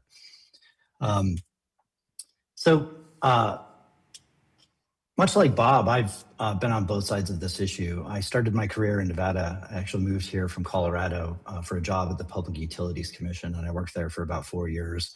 And I spent quite a bit of time there helping the PUCN comply with public records requests. So I kind of understand the perspective of government agencies about the burdens involved in responding. Since 2010, I've been in private practice, and I've litigated public records issues extensively. Most of my practice is civil rights litigation, and public records litigation is often collateral to that. And just a disclaimer, the views I'm expressing here are my own views, not necessarily those of the people I represent in the course of doing public records cases.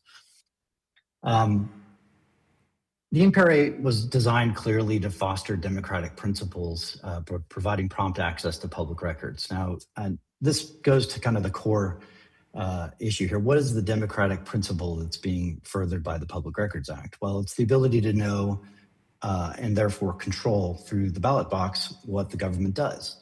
And if you're dissatisfied with the way things are being run, you can change who's running it. And that's not really possible if the public doesn't have good information about what's actually happening. So I think that drives it's a principle underlying the entire Public Records Act from my point of view. In my opinion, the core problem is not the MPRA itself, but intransigence and routine failure to follow the letter and the spirit of the law.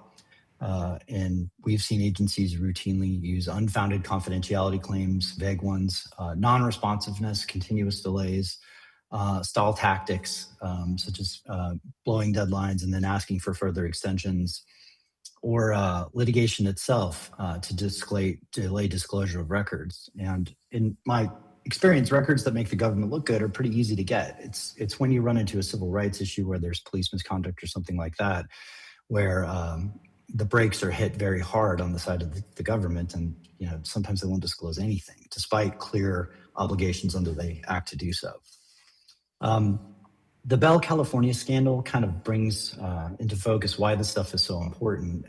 Bell was a small city in California, and you had a city manager and council members who were basically looting the public treasury, and nobody knew about it until an LA Times reporter came along and did some investigative reporting based on public records requests, and blew the whole thing wide open. It resulted in criminal convictions and a change in government for Bell. And I don't think anybody would argue that that's a misuse of the Public Records Act to discover that people are essentially defrauding the electorate or the taxpayer by misusing public funds. And that's an important function of the Public Records Act.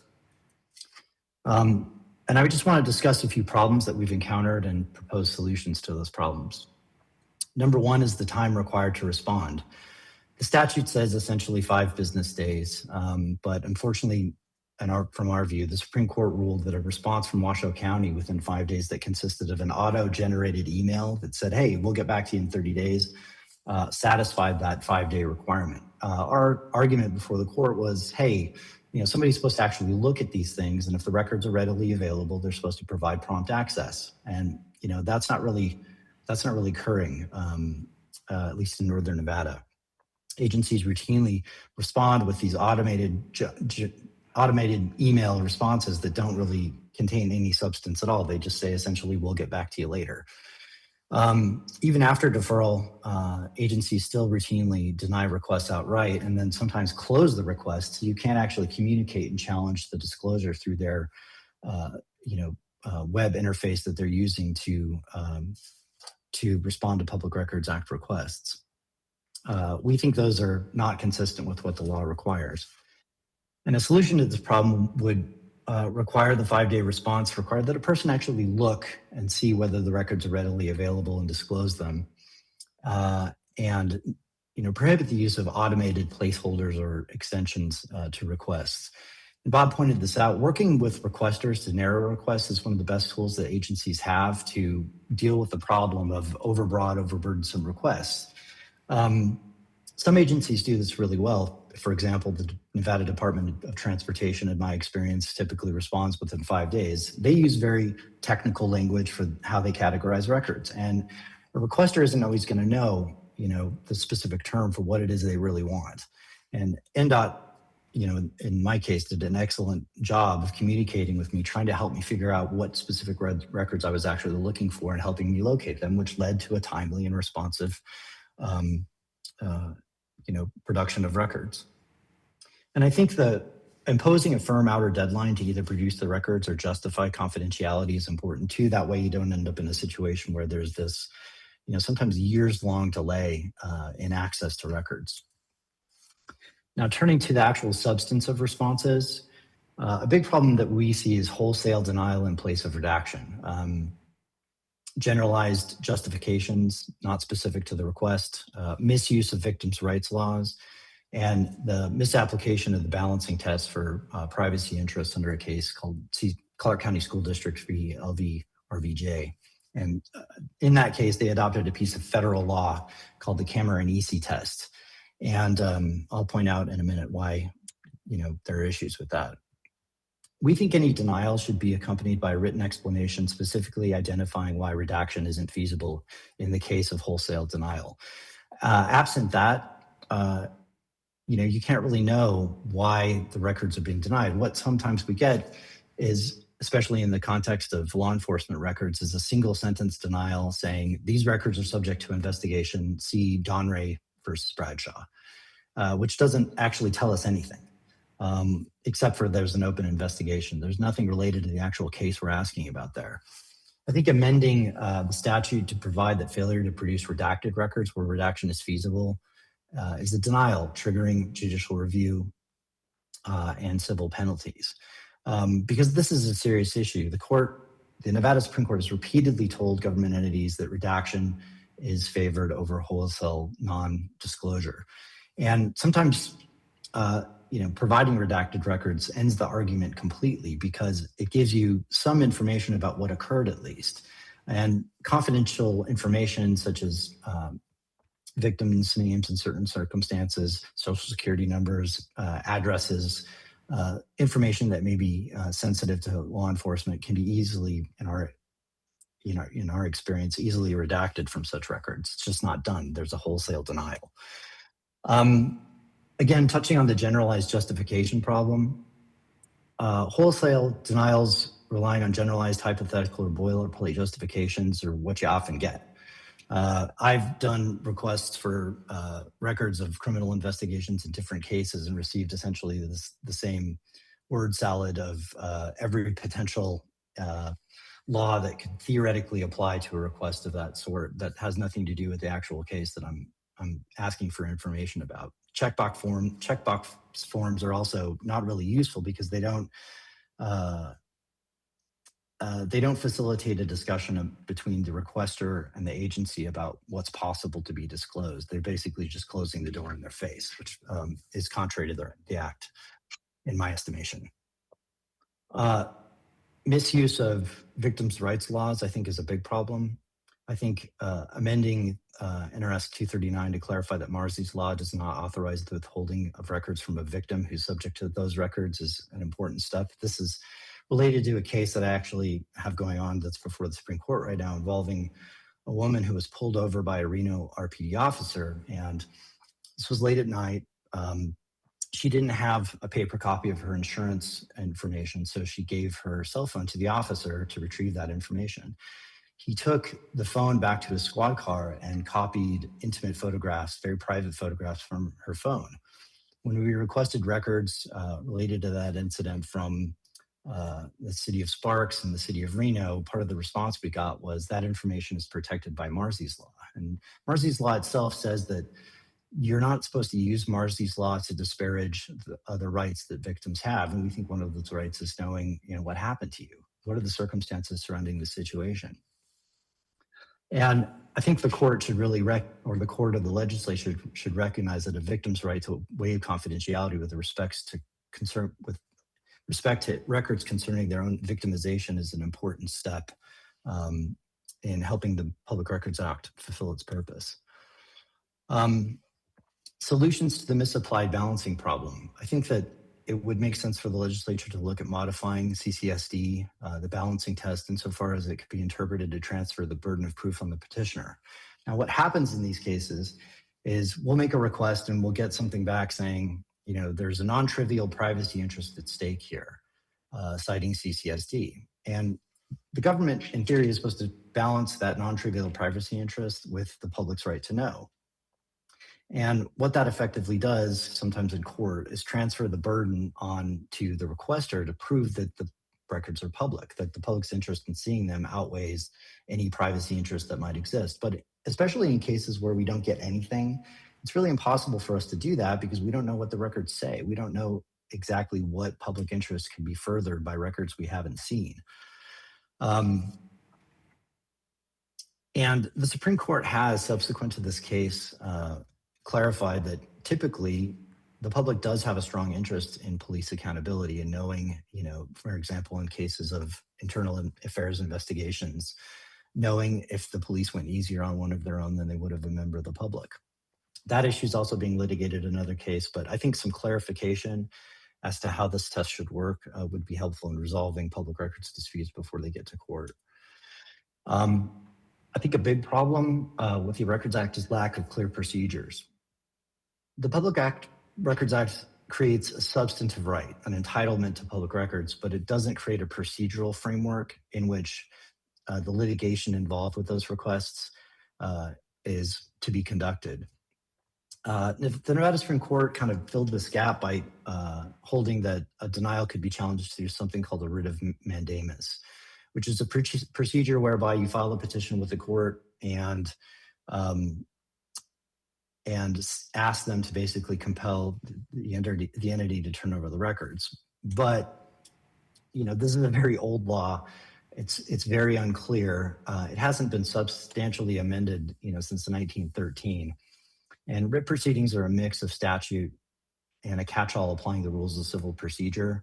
And to be frank, nobody, I don't think, including the courts, know exactly which procedures are supposed to apply in Public Records Act proceedings.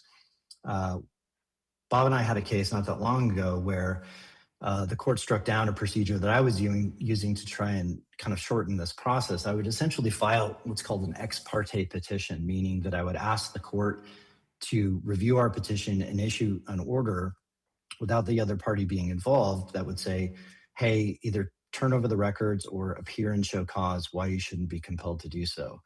The Supreme Court, in its opinion, held that process was unlawful. Basically, we had to prove that there was an emergency to ask for any kind of ex parte relief.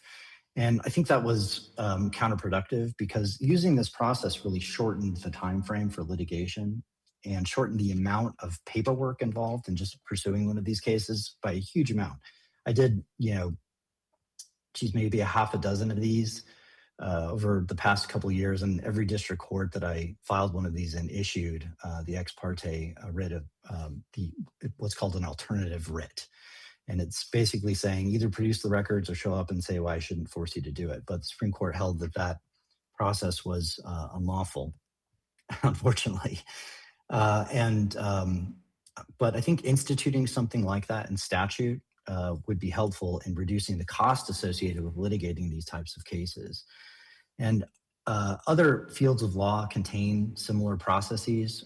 In land use disputes, for example, there's a very clear petition for judicial review process that's outlined in Chapter 278. I think establishing that an ex parte petition for an order to show cause can be filed, and if good cause exists, the court can issue an order directing the agency to either produce the records or appear and show cause within 30 days or so, why they shouldn't be compelled to do it.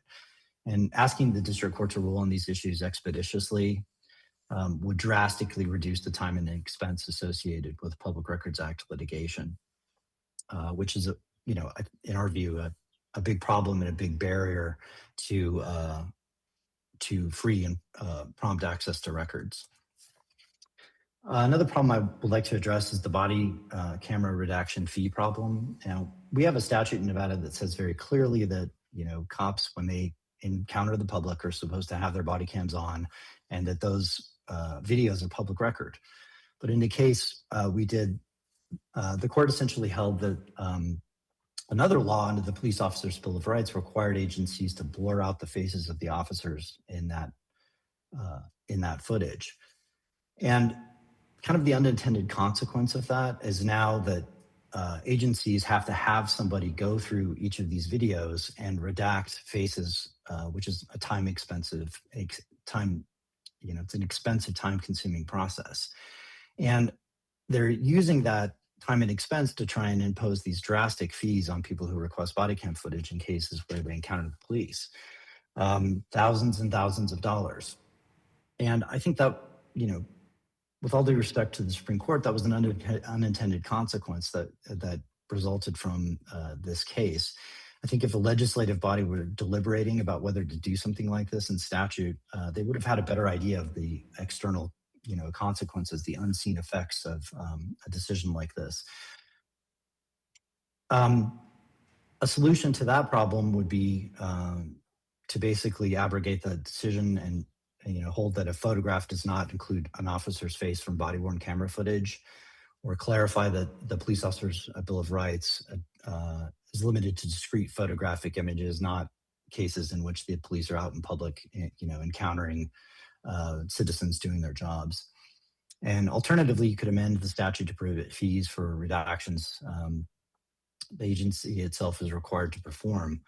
And the way the law is structured now, my understanding is that fees can be imposed for actual costs, things like the paper that they use, the thumb drive that they provide to you, not employee time.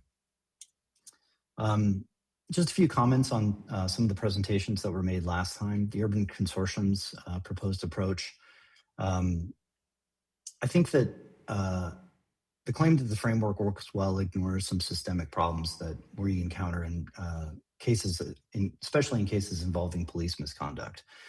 Authorizing structured responses to harassing requests invites denial based on the requester's identity or motive. And that's not just a hypothetical concern. I had an actual case where I had a client request some records from an agency. It's denied outright wholesale. A journalist requested the same exact records and was provided with them. So this isn't just a theoretical concern. Challenging someone's motive for requesting public records isn't really a basis that's recognized in law, nor should it be, because it would allow people to kind of shape what the public can see based on who's requesting. Mr. Cook did a great job of explaining how expanded cost recovery prices ordinary people out of records, in which in our opinion they already own. Nobody thinks they're going to have a negative encounter with the police until it happens to them or a family member. And when I receive calls from these people, they're quite shocked by the amount of money that's being requested for body cam footage, for example, just to see what happened. And that has a deleterious effect on the perception of the police and the public, and it gives the perception that they're actually trying to hide something, which isn't necessarily true. Some of these cases are legitimate, some of them are not. Some cases involve police misconduct, some don't, which is why body cameras are so great, because it's really hard the camera is objective. You can't really have a reasonable argument one way or the other, typically when the footage is disclosed. And framing proposals restricting access that's going to have a really negative effect on your ability to see what the government's doing, obscures in our view what the core problem is, which is intransigence and a failure to just follow the law. Turning to the Clerks Association approach, framing the law as paced by digital reality, I think treats the right of access as a problem.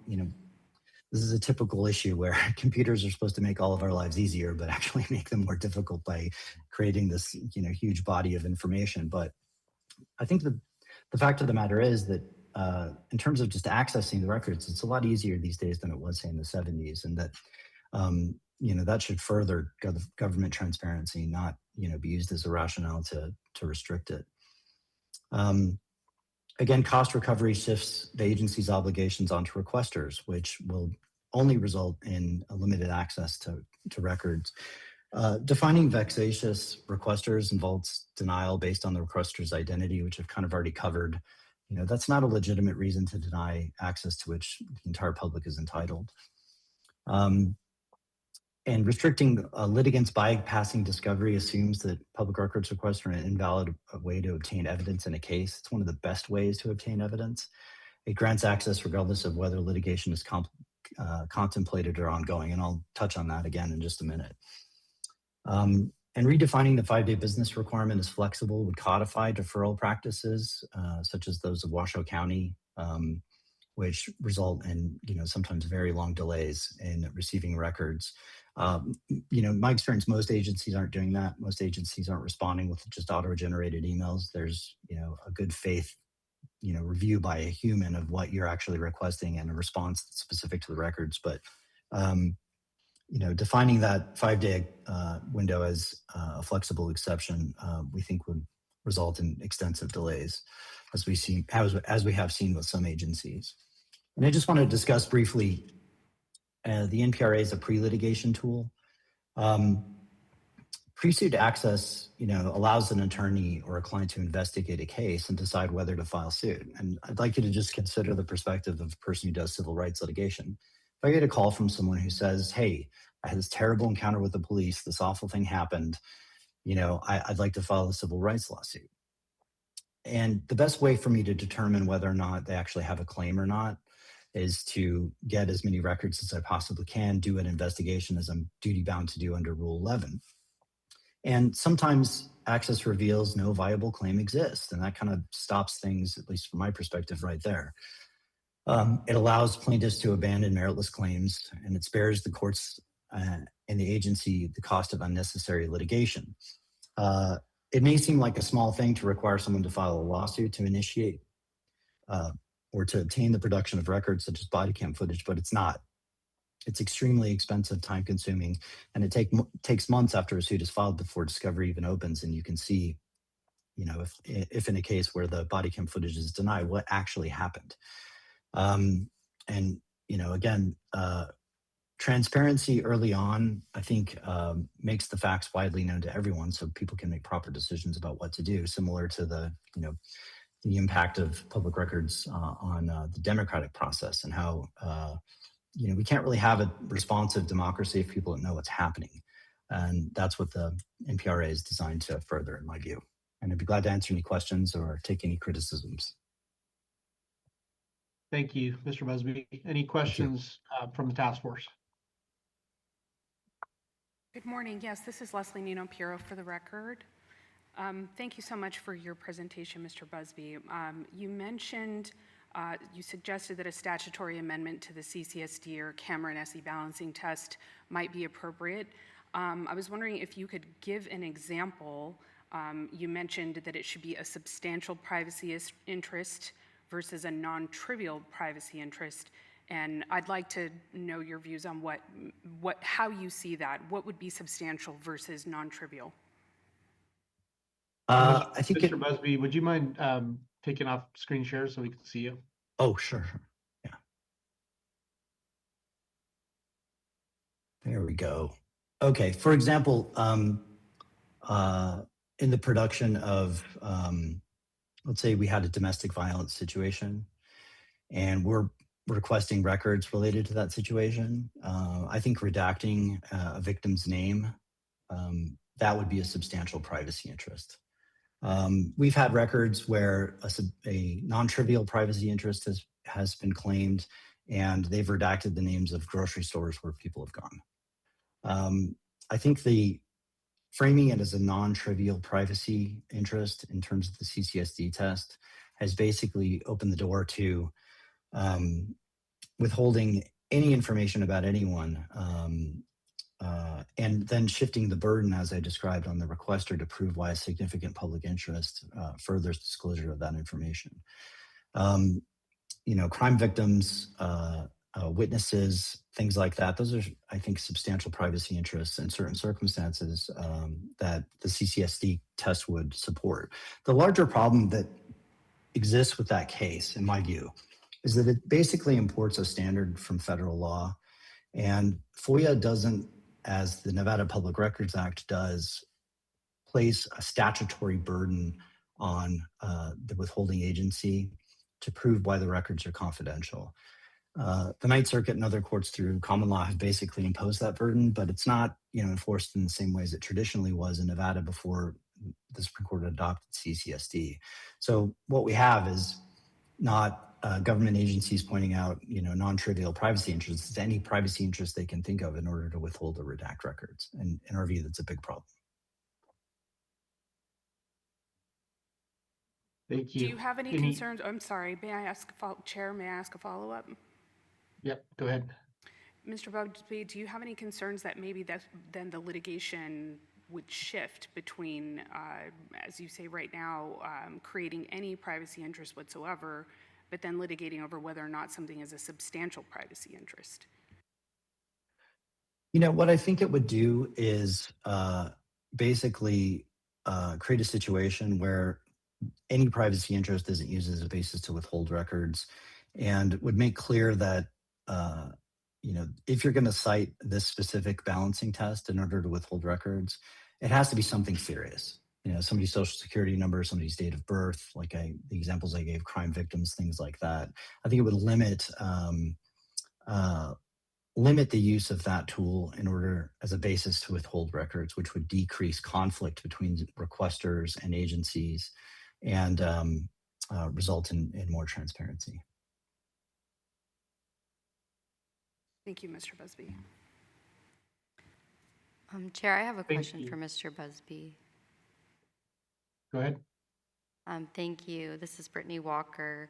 You mentioned in your last slide that the MPRA would, as a pre-litigation tool, would reduce rather than increase litigation.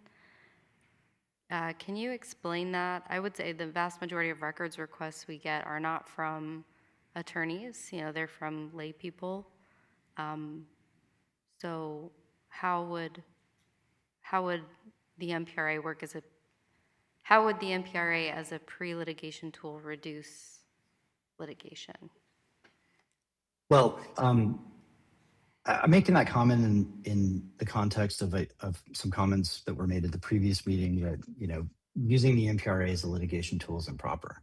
And I was pointing out that, you know, establishing what the facts are, as many as you can possibly know before filing a lawsuit, is in everybody's interests. So if there's a conflict, for example, between the police and a citizen, body-worn camera footage is the best way to determine what actually happened. And if I have that body-worn camera footage in hand, I can determine whether or not this person actually has a case or not. And if it shows they don't have a case, then I won't file a lawsuit. But if it shows that they do have a case, you know, it can actually, you know, facilitate early resolution. Oftentimes that kind of thing happens. So it actually reduces overall litigation costs between citizens and the government when it comes to these types of conflicts. Thank you.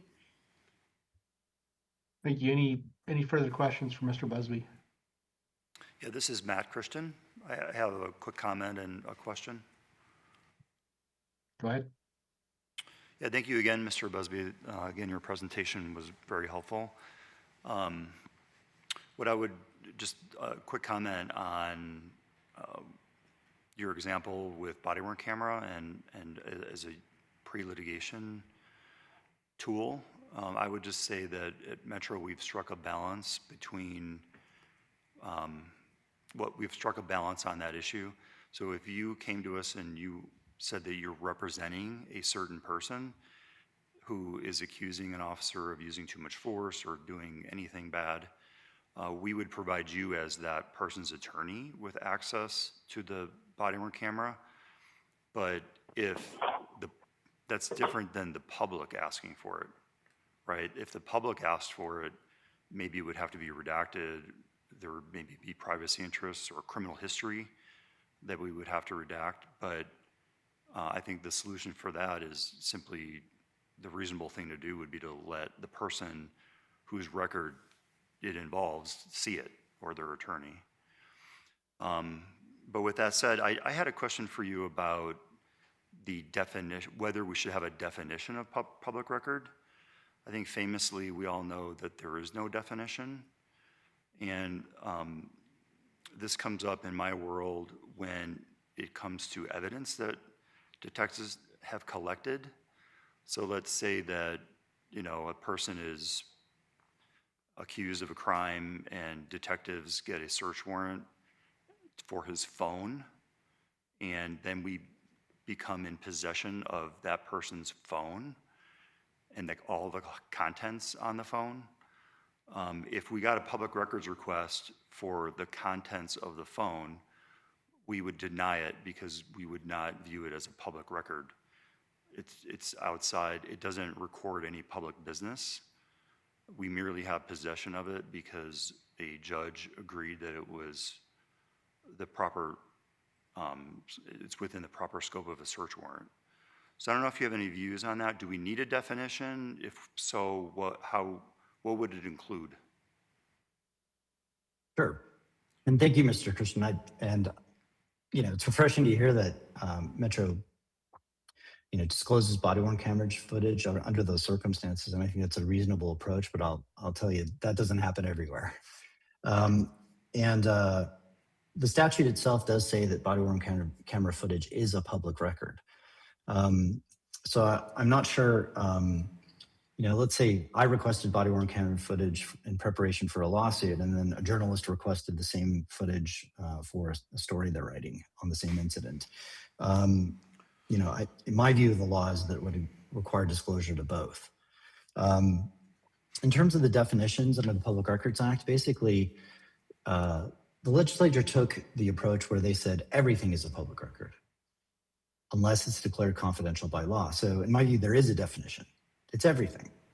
And to turn to your specific example that you used of cell phone evidence obtained in the course of an investigation, I think the answer to that question depends on where in the course of the investigation you are. And there's a framework under Don Ray, the Haley case, where there's a balancing test of law enforcement interests in non-disclosure weighed versus the public interests in seeing what's happening. Now, I get that heavily redacted records of that phone would be appropriately disclosed. Some things, wouldn't be appropriate. But the problem is, let's say that was a phone of a law enforcement officer who was engaged in widespread, corruption. You had a bad cop on your hands who was doing, terrible things. Could that be used as a basis for not disclosing that information? If there's a generalized prohibition on the production of cell phone information that's derived from Cellebrite tests, for example, Cellebrite extractions, which is the tool I think you guys use to take information off of cell phones. I think you always have to look at it from the point of view our point of view is that, absolute power corrupts absolutely. If there's a tool that law enforcement can use to legitimately hide hide records, or not disclose them to the public, then what's the potential for abuse of that being used under circumstances, that would be negative, that would be deleterious to the public interest, the public trust. So that's why I think, the Supreme Court, when faced with this question, tried to strike a balance in Don Ray by, again, looking to federal law as to what's disclosable and what's not in the context of criminal investigations. And basically they said, a judge should decide based on these balancing factors. And I don't know if you're going to get a better test than that. Categories of non-reviewable confidential information can create loopholes that enable bad actors to hide things. And you can never even get that information in front of a judge, which I think is the danger there. So it's a subtle, very difficult question. I recognize, the import of your question and the interest at stake there. But I think we also have to look at the danger created by, categorical exceptions to the rules, which is what we're fighting about before the Supreme Court right now in the Bluth case. Thank you. Thank you, sir. Thank you. Any further questions for Mr. Busby?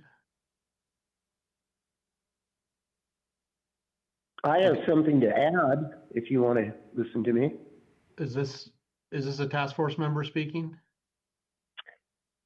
This is just a person who makes many public records requests. We'll ask I you have an issue that I'd like to bring to your attention. We'll ask you to hold your comments to the public comment period, please. Oh, I see, because I was just able to tune in, so I don't know what your schedule was. You'll have an opportunity. Public comment is toward the end? Yes, sir. Okay, and you'll just address I will call it. then. I will announce it and you can speak then. Thank you. Okay, hearing nothing else from task force members for Mr. Busby, we still have 2 presentations to go. We'll move on to our next one. This is from Dave Moss at the Electronic Frontier Foundation. Is this presenter in Las Vegas? No, I'm here on Zoom. Okay, Mr. Moss, thank you. But I do have a student who will be joining us who is in person. His name is Jesse. I can't see the room, but hopefully Jesse is approaching the. Okay, great. Well, welcome, Jesse. And Mr. Moss, whenever you're ready, go ahead and proceed. Sure.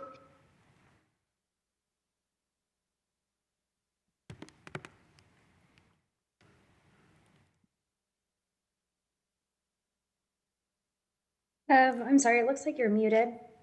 Yeah, I can't hear I keep anything on getting mine mute. either. Somebody keeps muting me. So hopefully you can hear me now. There you go. Excellent. So this is going to be a little bit of a different presentation today.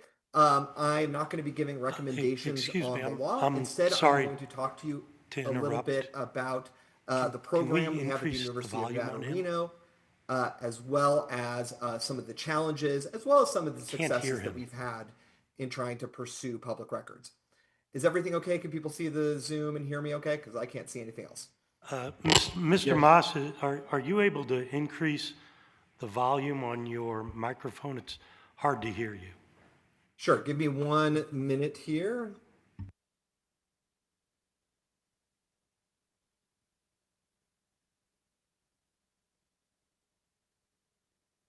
Okay, so I'm trying now. Is that a little bit better? Yes, it is. Thank you. Perfect. Excellent. So as I was saying, I'm going to be talking about the program we have at the Reynolds School of Journalism, and then Jesse's going to talk a little bit about his personal experiences filing public records requests. So just for some background, if you're not familiar with the Electronic Frontier Foundation, we are a nonprofit based in the Bay Area, although I'm based in Reno. We are a nonprofit that works on issues related to privacy, free expression, and specifically government transparency. I file a lot of public records, and I have probably thousands at this point over my career with EFF, which started in 2013. But in 2019, we initiated a partnership with the Reynolds School of Journalism at the University of Nevada, Reno, that would cover a lot of issues related to teaching journalists about cybersecurity, about surveillance technology, but also specifically about how to use public records laws. So in the fall 2019, we introduced a 1-credit practical course on filing public records requests. I am not sure there are any courses like this elsewhere in the country. There are, investigative reporting classes where people file public records requests, but I'm not currently aware of any that are a dedicated course just to public records. As of this spring, we just completed our semester last month. It is our 13th class of students. So altogether, we've had 85 students come through this program for a total of more than 800 public records requests filed across the country. I think that makes our program one of the largest requesters in the state of Nevada, not on par with some of maybe the commercial requesters who fall out there. But, maybe we're up there pretty close to the Las Vegas Review-Journal in terms of requests over this period of time. And just calling out that the professor of record on this is Professor Patrick File. He is not able to join us today, but I will be speaking for both of us. So the philosophy of the course is threefold. First of all is the idea that filing public records request is a journalism skill on par with interviewing, writing, or video editing. It is a core skill that is going to help people's careers. The second is that there's a lot of wrong ways to write a public records request, but there is no right way, or quote, right way. And that's because there are so many different variables in terms of the type of records you're requesting, how the agency handles the request, even, what the records custodian had for lunch might affect how your request is processed. It's a very human, varied process. And then finally, the best way to learn how to get public records is to quote Glengarry Glen Ross, is to always be filing public records requests, doing it every day. That is the way that you get good at this. There's nothing I can put in a PowerPoint presentation that is going to teach you to file public records requests. You just have to learn from experience. So we have about 4 to 12 students each semester. It's broken up into 12 90-minute sessions in which it's mostly practical, but we do have guest speakers, usually a First Amendment lawyer, someone from the Reporters Committee for Freedom of the Press. We usually have a prominent national journalist join us, like Jason Leopold from Bloomberg or Jason Kobler from 404 Media. And then we have public records officers come in as well. Often it's the Washoe County Community Communications Manager or the Reno City Clerk. So they're able to see the perspective from lawyers, the perspective from journalists, but also the perspective of the people processing those requests. In terms of what the students actually do, so they are required to do at least 15 public records requests in the semester. Right off the bat, we have them do a Nevada Public Records Act request, and the assignment is health inspections. That could be a restaurant, that could be a tattoo shop, it could be a hotel, it could be a pool, but we want to see how this affects us locally. It's a very easy one to file and a really easy one for students to wrap their head around. Then we move up to Freedom of Information Act requests at the federal level. Oftentimes we go to the Federal Communications Commission and have the students request what kind of complaints were filed about their favorite radio station or about a TV show or even about the Super Bowl. We started expanding that to complaints against the national parks, but to get a sense of how the Federal Freedom of Information Act works. Then we move to comparing public records requests across state lines. So we'll do what we call a FOIA campaign. We'll have a single issue. Usually it's about surveillance because that's part of our program with UNR. But they'll file requests for, say, drone logs with various cities in Nevada, various cities in California, various cities across the country to see how the records compare across state lines and across cities. Then the students are assigned to start generating their own. We give them a news event, or we discuss a shared interest area, and we give them a piece of the law to look at. And then they start writing their own FOIA requests addressing that issue. And then finally, they file stuff on their own without any help from us. Usually that is related to maybe a project they have in another class, or you know what? Students have a lot of varied interests in this world, and they often surprise us.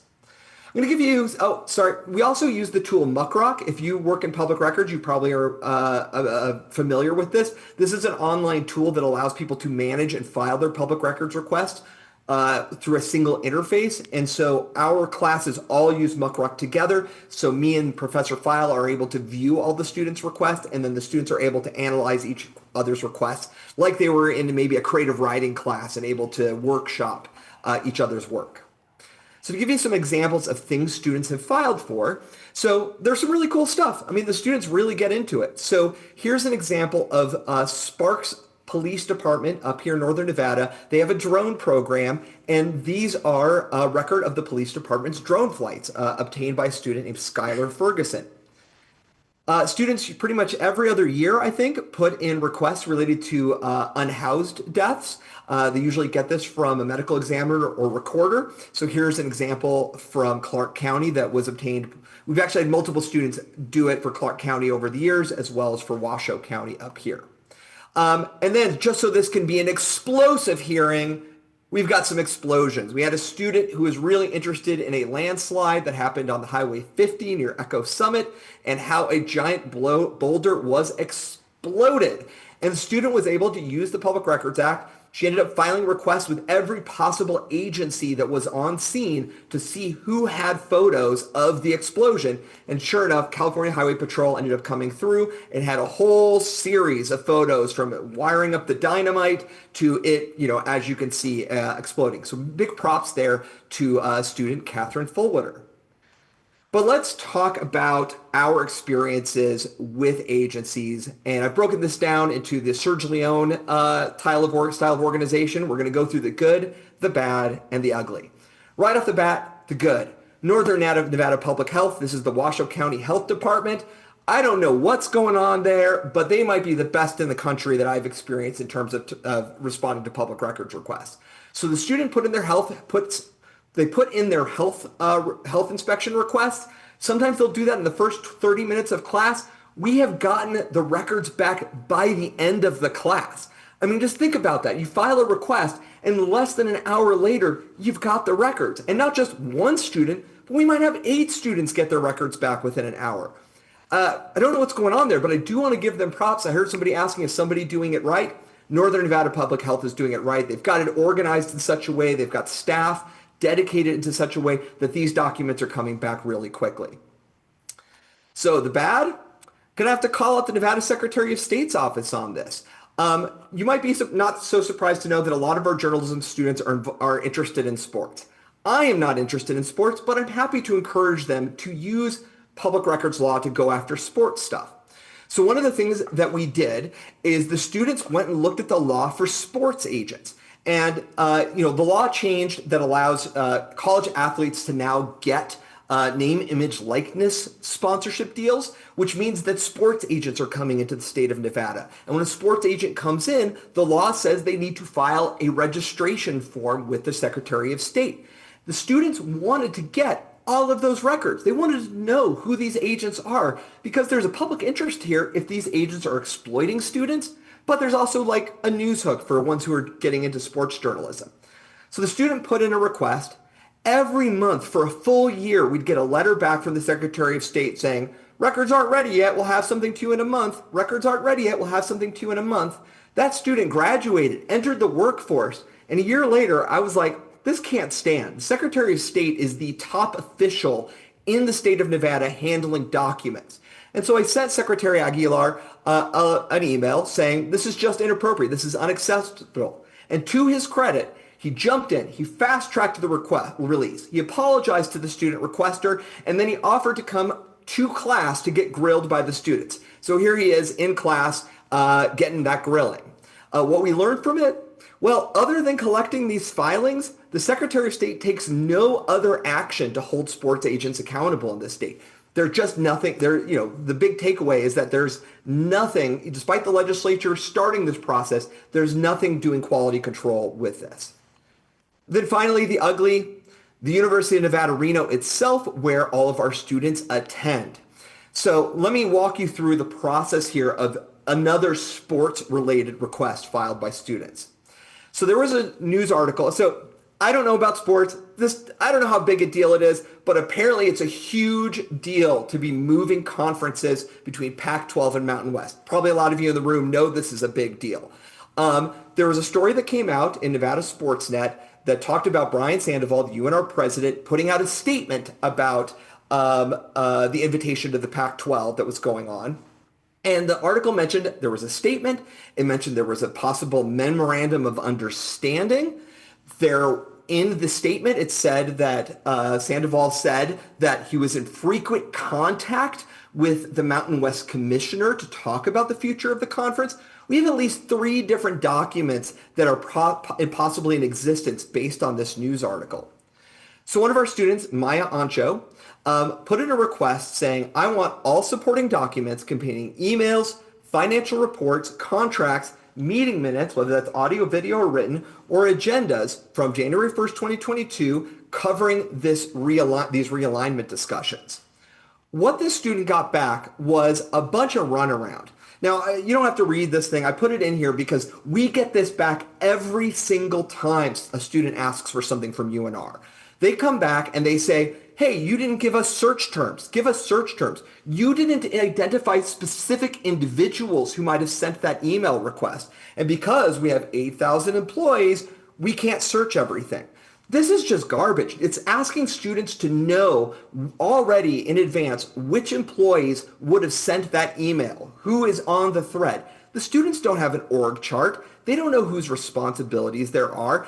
It is not a big deal for the person handling this to be like, hey, who in the administrative office is handling this, and then ask them to return records, rather than being totally unhelpful and not helping the student narrow their request, focus their request, or get any kind of records. Now, as far as those this is just for emails. As far as the agreements, reports, contracts, they just said we've completed review and determined that it has no records responsive to the portion of this request. This is a huge news article. This is a huge news story. This is a huge matter of public interest to every student on campus. And yet somehow a student who asks for it and tries to be inclusive of everything there possibly is told there's no paper trail whatsoever unless you already know. It's like playing a game of Battleship where you say, I want B1. They're like, we don't know where B1 is. You have to already know where the battleship is. So the sort of conclusion here is that one thing you should know is that this is often a student's first real interaction with government. This is the first time they're talking to somebody in government. This is the first time they're asking for something from government. And the interaction, how government responds, is going to color their view of government forever. You have a bad experience with UNR, you have a bad experience with Reno PD, that is how they believe government functions. Students do not have the resources to sue, and I do believe that government entities are using that to their advantage. They know they can say no because they know this undergrad who's maybe a sophomore isn't going to be able to get a lawyer to sue over this. But when an agent fails a public records request, it is failing the public. These students do not have the ability to vote on the dean. They don't get to vote on Brian Sandoval. They don't have a city council member to go to complain about it. They are just paying these salaries of people who aren't actually serving them. And with that, I will go ahead and close my screen share, and I will look in the room, and hopefully Jesse is there to explain what the perspective looks like from him. Hi, I'm Jesse Cabrera. I am an RSJ alum, and I have taken Dave's class. And I won't lie, the initial reason I was interested in the class was because I am incredibly nosy and I like to know what's going on. And I also really like having details about things that are happening around me. So during this time, there was a large Title IX story during my time at the Nevada Sagebrush, which is UNR's student-run newspaper, and it prompted me to submit public records requests about Title IX at UNR and UNLV. I just kind of wanted to start a little bit small. So I requested a few records from the universities. One of them was records of Title IX actions from UNR and UNLV. Both were rejected with roughly 6 to 7 reasons why I wouldn't be able to have those records. And so after hitting the initial brick wall, I decided to try to get a better idea of what I could request. So I ended up reading the NSHE Board of Regents handbook, and I remember opening the document and going, this is a 1-credit class and I don't know what I'm doing, but like I was really committed to figuring out what was going on. And so I did find something in the Board of Regents handbook that stated that Title IX coordinators from universities are supposed to submit annual reviews and suggestions to NSHE. So I asked for UNLV and UNR's reviews from the past 3 years at that time, so from 2021 to 2024, and there were oddly no responsive documents to this request. And there were also supposed to be reviews for outcomes of anti-bias and anti-discrimination training and outcomes at the universities, and that also produced no responsive documents from either university. And I decided to bring this up a little bit higher, and then I turned to the U.S. Department of Education for a list of pending Title IX sexual violence investigations at post-secondary institutions in Nevada. And I did receive a spreadsheet. It contained docket numbers, complaint recipients, laws, issues, and dates received, but it didn't really give me the same kind of insight that I wanted to further this case that my coworkers at the time were looking into, unfortunately. But despite getting almost nothing, I think this was a case where it's actually more interesting that there were no responsive documents, because the only conclusion that someone can draw from that is that the Title IX coordinators at these universities have somehow failed to complete a duty that is listed in the Board of Regents handbook. And it was disheartening, really, to not get much information or to face so many barriers in trying to understand what's going on from like a government perspective. And I was really lucky because I had Dave, I had Beryl Lipton, who also is a lecturer in the class, to guide me through how I'm supposed to go through appeals and the kinds of exchanges I would have with agencies. But it makes me wonder what the majority of people go through when they don't have the same resources I do. Like, do they just sort of receive a denial and then go, I guess that's it, because they gave me like 10 different reasons why this can't be fulfilled, and I'm just supposed to understand all of that, and some of them could be like misapplied, as other presenters have mentioned. So to be honest, I kept requesting documents outside of the class or after class. It became kind of like a pastime of mine for some reason. It was really weird, and none of my friends understood it, but they would just nod and be like, that's so awesome, Jessie. So one of my requests was for the class, and there was an instance where it was rejected, and they told me to go to the San Antonio Attorney General. So with Dave's help, I actually wrote an appeal letter and sent it via snail mail to the San Antonio Attorney General's office through my Nevada Sagebrush address. And I don't think I ever actually got records from that until after I graduated, because someone was like, hey, we have like this thing from the San Antonio Attorney General's office. So that was something that was interesting. And more recently, I submitted a request to get all of the details behind the LVMPD and the Police Foundation's exchanges with Ben Horowitz, because TechCrunch broke an article about the Horowitz family's donations to the police department. And luckily, because TechCrunch already requested those things, I did not have to pay any fee, but they did send me an invoice for the second part of my request that I was not able to fulfill. And also, I became a research assistant for the Electronic Frontier Foundation after I took the class.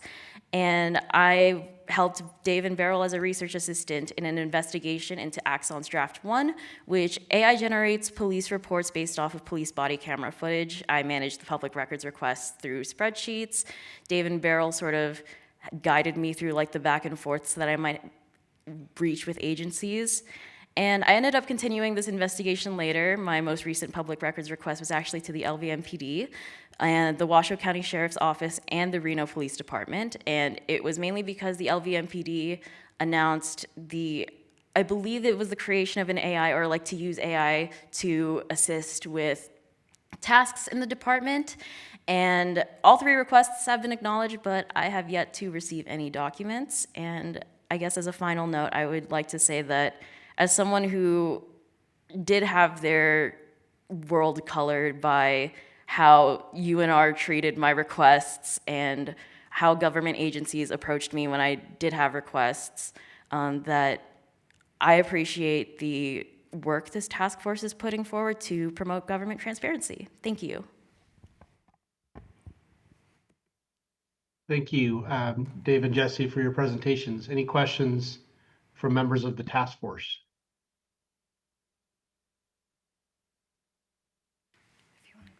Colleen McCarty for the record. Jesse, I'm sorry. Could I trouble you to come back up real quick? Thank you. You mentioned that you were faced with an invoice on one of your recent requests. How much was the invoice? I'm just curious if you remember. I can't remember off of the top of my head, but they estimated about 15 hours of work to be put into the second part that I included in the request. I believe it was like a continuation of emails between the Horowitz family outside of the time frame that was given by TechCrunch in their article because they listed their request. And I was like, I want to know if there's been anything that's been happening recently. And I realized that it was at least a few $100s, and I just came out of college, so I'm a little bit broke. And I just said, I think I have to let this go for now, maybe another day, if I could ever get support from, like, I don't know, some organization. I know that Dave mentioned that there are some organizations that are willing to support people who are seeking public records requests but encounter fees and stuff like that. So at least probably around $400 at least. And did the invoice indicate what that cost was for? Was it for staff time? Was it for paper? It was for staff time. It was for, generally speaking, from what I remember from the request, it's been a little bit of time since I reviewed it, but it was mainly just like, oh, we're going to have to put in work to go get these because it's a voluminous request, because it was over quite a bit of time, and it seemed like and it was a fairly broad request as well, so I would say that I understood the fees that would require. I assume that TechCrunch paid fees for their initial report and all of the 140 pages of emails that they received. Thank you.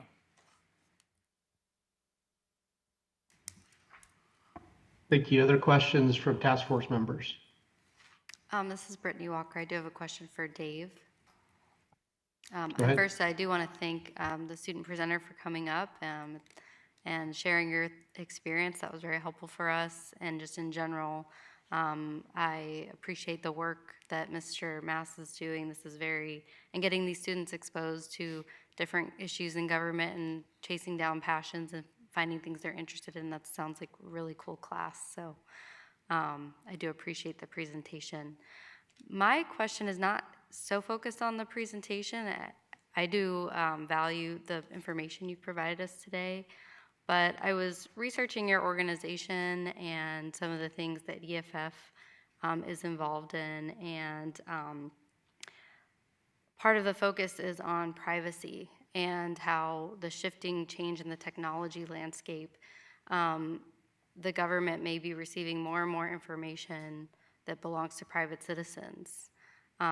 How do you see that intersecting with public records law, and where, how do those interests balance? Like if the government has information that is really private citizen information,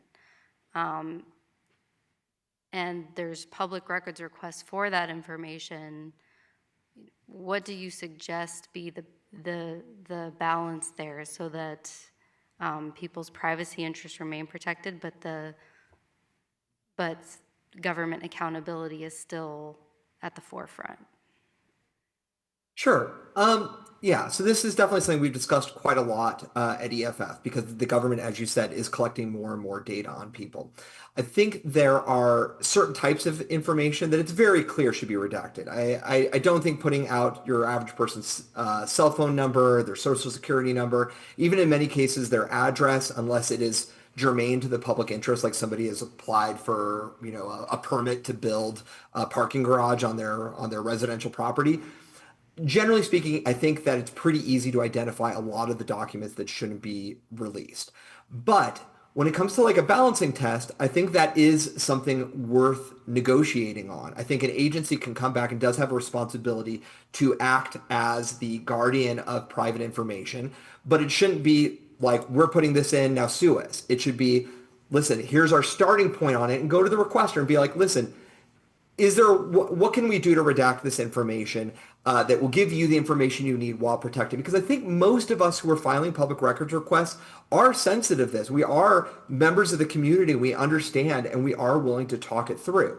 And then if we reach an impasse, then maybe can go to the court and we can sort it all out.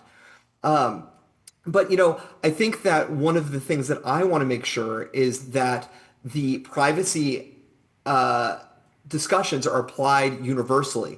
We see a lot of states that will put in a law that protects certain data of police officers or puts in certain protections for reproductive care providers, like in California. And I always ask the question, I'm like, well, if putting out this information is risky for a police officer, why isn't it risky for a school teacher?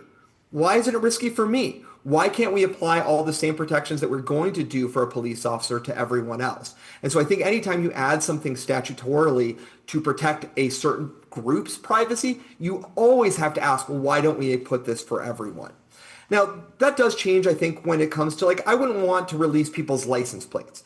I've had that released to me in relation to, say, license plate reader data. I don't want that data. However, once that data makes it into a court filing, then it kind of changes it. Then it stops being the same kind of private data, even though now it is, because now it is on publicly in a filing.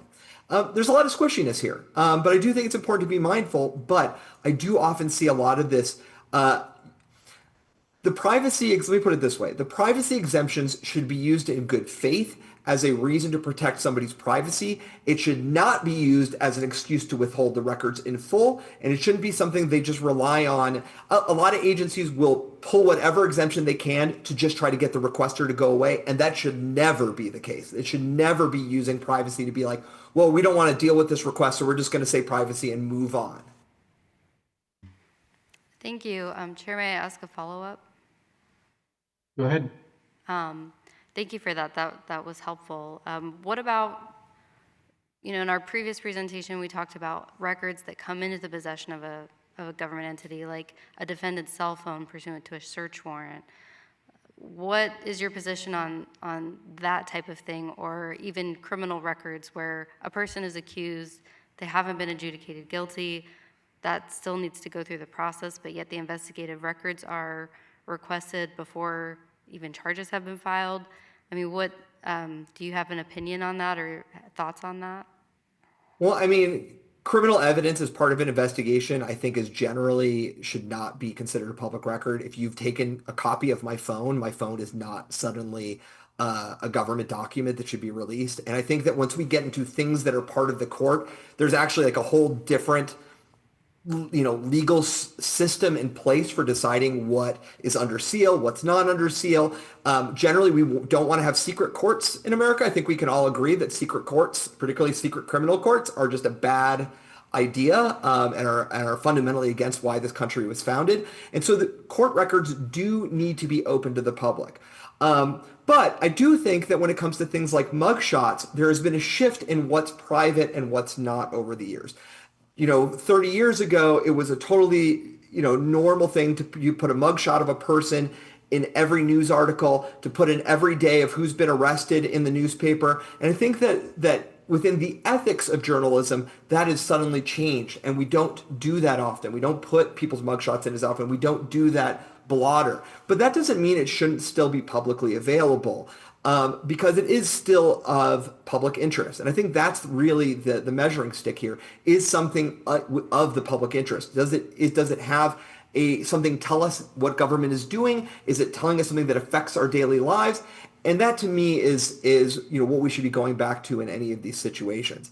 But certainly when it comes to criminal justice information, that's something where I think it's very helpful for the law to be very specific. I do find police reports very useful and important, but you can't get those in California. Like California has decided that you can't get that unless the agency decides to release it itself. And I don't know that it's a good system for an agency to be able to cherry pick and release things that it feels portrays its officers in the best light and then withhold other things. It's better to have a system that is either codified as making that balance, or we have a series of court decisions that better frame that balance. One of the issues that we have with Las Vegas Met and our students is that frequently the response from Las Vegas Met is just this like literal one-page summary of Donray, and they just say, sorry, can't have it, Donray, and that's all they give you. And there's no discussion about, well, there are other documents that might be available. How can the student go around it? So I don't know, hopefully that answers your question a little bit. It does. Thank you very much. I really appreciate your perspective. Hey there, this is Kaylee Work for the record. I have a question. Obviously, technology has changed the scale of access to public records. And one thing that I've seen recently throughout the years is commercial entities can request government records at scale. So we've had requests for entire databases of records containing citizen information, including addresses and other property information. And of course, all that data can be aggregated. It could be redistributed later on. It could be resold. I'm just curious, how much responsibility from your perspective should government agencies bear for kind of understanding what happens to those records once they're released? Well, I think that the responsibility for the government agency is actually at the procurement stage. I think that when you're doing a bidding process and you're like, well, we want this data system that's going to manage property records, the conversation with the vendor should be, part of the statement of work should be building something that allows us to export these records quickly, efficiently, while redacting en masse the private information. And I think one of the things that we run into is that you have a lot of agencies who haven't asked for that when they purchase an enterprise system or a database system. And then they're scrambling and it's taking them forever to figure out these ways. And that's when you end up with errors. Like I get spreadsheets of like private data all the time where it's a spreadsheet and the custodian of records has, instead of deleting a column with private information, has highlighted it and changed it to the color black and then given it to me as a PDF. That doesn't redact anything. I have gotten like email addresses of every student in a school district that way. And I'm like, hold on. If you had actually been thoughtful at this at the point of developing the system, if you had gone to the vendor and said, we need this built in, we wouldn't be having all of these problems. And I think we can look at the commercial vendors who are requesting certain data sets, and we don't have to like give them everything. We don't have to break our systems to try to respond to their request. We know what their requests look like because they file them all over the country, and you can actually build your enterprise system to account for that. Thank you. This is Matt Christian.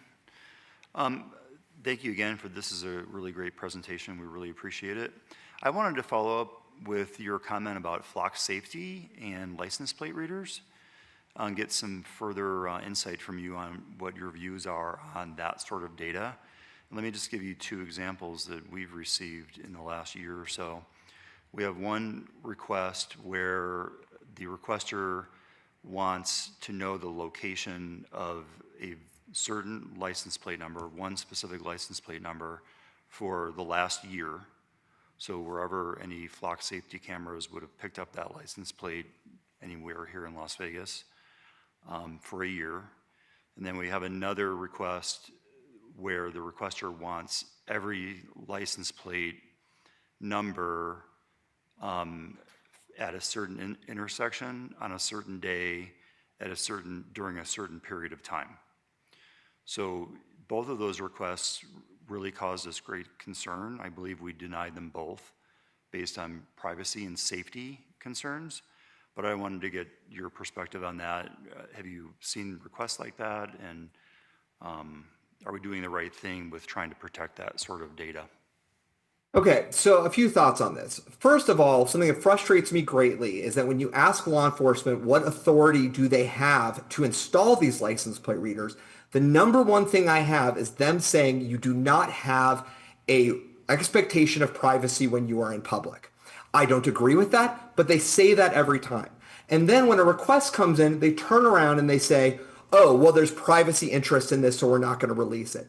I don't think it's easy to have it both ways. I think the best thing would be to shut off these systems altogether or to require a search warrant for it, because then you get the search warrant, you put it under seal, and then suddenly, you don't have this data anymore. I think that if you can't withhold it from a public records request, you shouldn't be collecting it to begin with. But, I'm not going to change a lot of places' minds about getting rid of their license plate readers. So when we get into the request itself, I do think that you have to look at the request and be like, well, what can I release? Now, if we're talking about the second scenario where they want every license plate that was captured by a camera in a specific place, I don't see there's a reason why you can't export that data and then either delete the actual license plate so you can show, well, we captured 100 of these. Here's the timestamp that we captured each one. We can't tell you what the vehicle was, but we can give you the evidence of it, that a plate was captured at this specific time. That is something that I think would be acceptable. I think that when you're asking about a specific vehicle, it often is going to depend about the specific vehicle. I think your average person does have a privacy interest there. I don't think the Oscar Mayer Wienermobile has a privacy interest there because it's the Oscar Mayer Wienermobile. Everybody knows where the Oscar Mayer Wienermobile is. If you were talking about a city bus, I don't think the city bus has a privacy interest, and you should be able to get the license plate reader data about a city bus if that's what I asked for. So you really have to you can't just blanket say, well, I'm not going to give away anything, because there might be things in there that you can release, and there might be fields that you can release. I will say that many years ago, the Oakland Police Department would release this stuff unredacted. And so I was able to get a week's worth of totally unredacted data of every license plate captured, where it was captured, who it belonged to. I mean, in terms of I had the license plate number. And that data was extremely invasive in that I was able to track individual people, but it was also very useful because we were able to see that license plate readers were disproportionately capturing data on communities of color and people in lower economic brackets. And that was of interest to the public interest. So we could have had an in-between. When we sued the Los Angeles Police Department and the Los Angeles County Sheriff's Office to get this data, the compromise that we came up with was something called hashing. So they didn't give us the license plates themselves. Instead, they replaced each license plate with a code. It took 45 seconds of code work. So we were actually able to track an individual vehicle across the city, but we weren't able to know what that vehicle was. So I do think there's a lot of ways to do it, but I think there's a lot of different things to try, but the thing that is definitely wrong to do is to just blanket say no without looking at whether there are individual elements or specific elements that can be released. Thank you very much. That's very insightful. Any further questions from the task force for our presenters? Hello, this is Leslie Nino Piro. Mr. Mass, I want to go back to your example about the request to the University of Reno, if we could. And specifically, you're mentioning that, and I will preface my comments by saying I do feel for requesters and students in particular who, as you mentioned, do not have an org chart sitting in front of them and may not know exactly how to structure their requests. But the point with that is that also on the public record side, on the government side, you may have people who are, as you mentioned yourself, that you're not a big sports fan. There may be people in the public records office who are also not big sports fans. They may not know what schools are in what athletic conferences or what the specific documents are called that might be responsive to the request. So my question to you is, how do you see that balance for, how would you direct a search that had inadequate search terms, especially when a requester is unwilling to narrow their terms? Well, okay. So if the Secretary of Education of the United States called that same person and said, hey, I need records on this, that custodian would go to Brian Sandoval's office and say, who has records on this? They're not going to tell the Secretary of Education to come up with search terms and give email addresses. They are treating students differently than they would treat other people who have more power than those students, when really they should be treating these students like they're their boss, because these students are paying their salaries. The whole purpose of the university is to serve these students, not to serve the Department of Education. If the governor's office called up and asked the same very question, they would hop to it and get to it. And I think that's part of it. But these are all educators. Even if you're not a professional educator, if you work in a university, you are an educator by default. That is your job. Even like the janitors are educators in some level, because they are all contributing to student health and student education. So when the student puts in this request, there's no reason the person can't respond and say like, hey, I would suggest trying these search terms. Or here's the org chart. Could you try like maybe these certain people? Or that person just shooting an email to, it's not like there's not lists within the university where you can shoot an email and say, hey, we've got this request. Do you have responsive records? If so, respond to me. I think saying that, coming back to a student and saying, hey, we actually have a garbage system for searching our records, so we can't search for what you want unless you give us very specific things. That's your problem, and we're just not going to deal with it unless you jump through all of these different hoops, which you don't have to jump through with the city of Reno or the city of Sparks or the governor's office.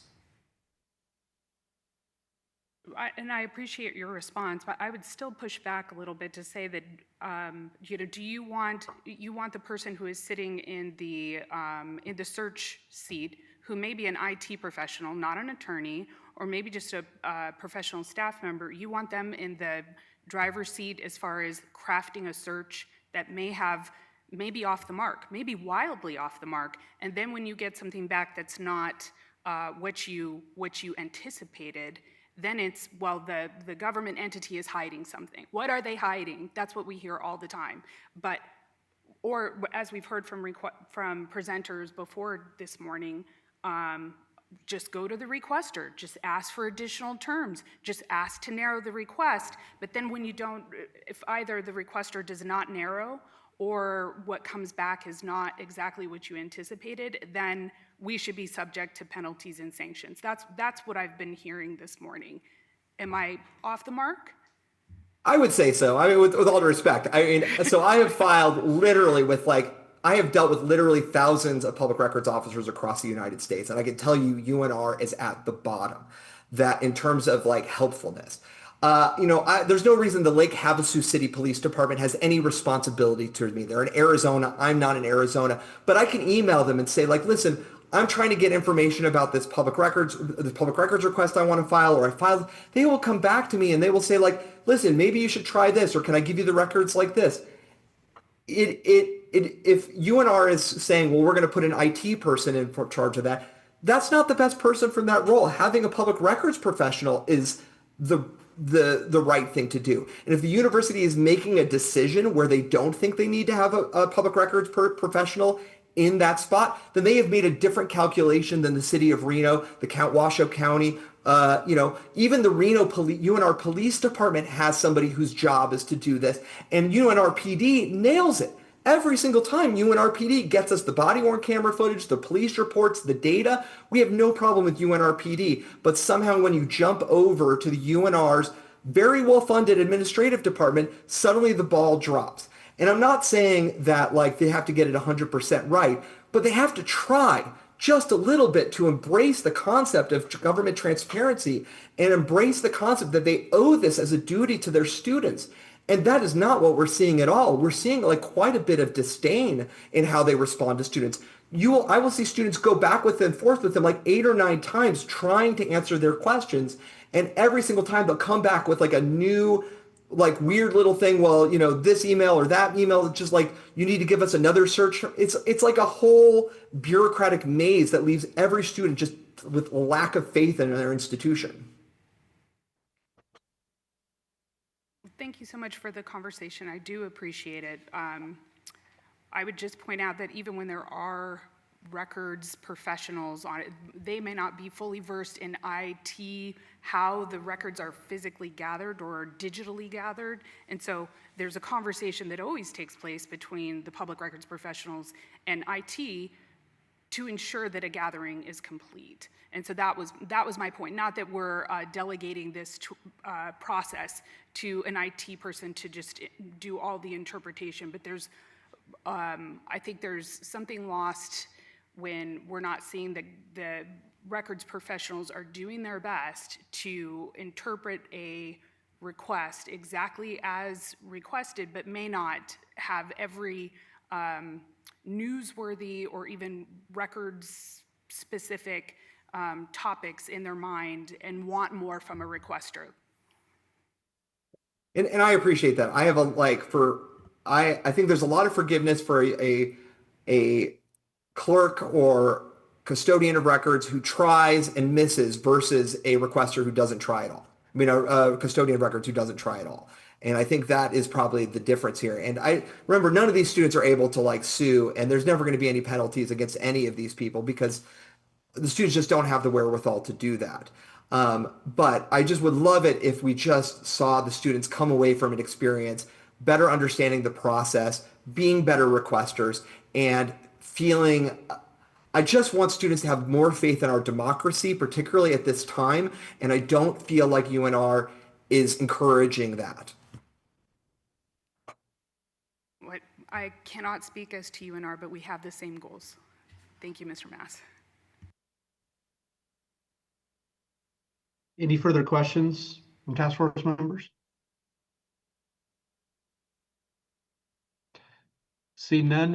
Thank you for the presentation and the back and forth. We appreciate it. And Jesse, I hope you enjoyed the education on how long you wait around sometimes at public hearings before you get to speak. With that said, we'll move on to our final presentation of today. This is from Lindsay Liddell at the Washoe County District Attorney's Office. Ms. Liddell, are you, I think you are online. Okay. Can you guys hear me okay? Does that, or I have my iPhone and my computer up, so I just wanted to make sure you can hear me. My computer speakers were kind of I can hear you loud and clear. Okay, great. All right, let me share my screen here. All right, and you guys can see the screen okay? Yes. Okay, great. Sorry, I've never done this part. Anyway, I'm Lindsay Liddell. I am a Deputy District Attorney here in Washoe County, Nevada, in the Civil Division. I've worked in public records for the past 6 years, including litigating different disputes. And because today is a transparency type theme, I wanted to talk about what transparency is, what it isn't, and some constitutional issues with the current version of the Nevada Public Records Act.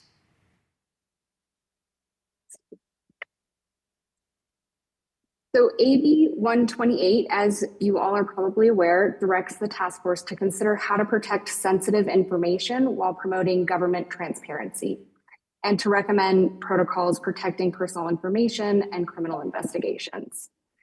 So what is transparency? It's integral to democracy. It's so that the public knows how the government is using power. Can you guys hear me okay? Oh, I think, here, let me try this. I apologize, technical difficulties. Of course, my AirPods just died. We can hear you really well. Okay, I'm gonna unmute myself.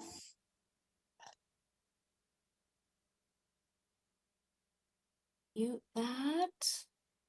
Hey, Lindsay, we can hear you very well, at least here in Clark County. Okay. Can you guys hear me? Yes. Okay. Yep.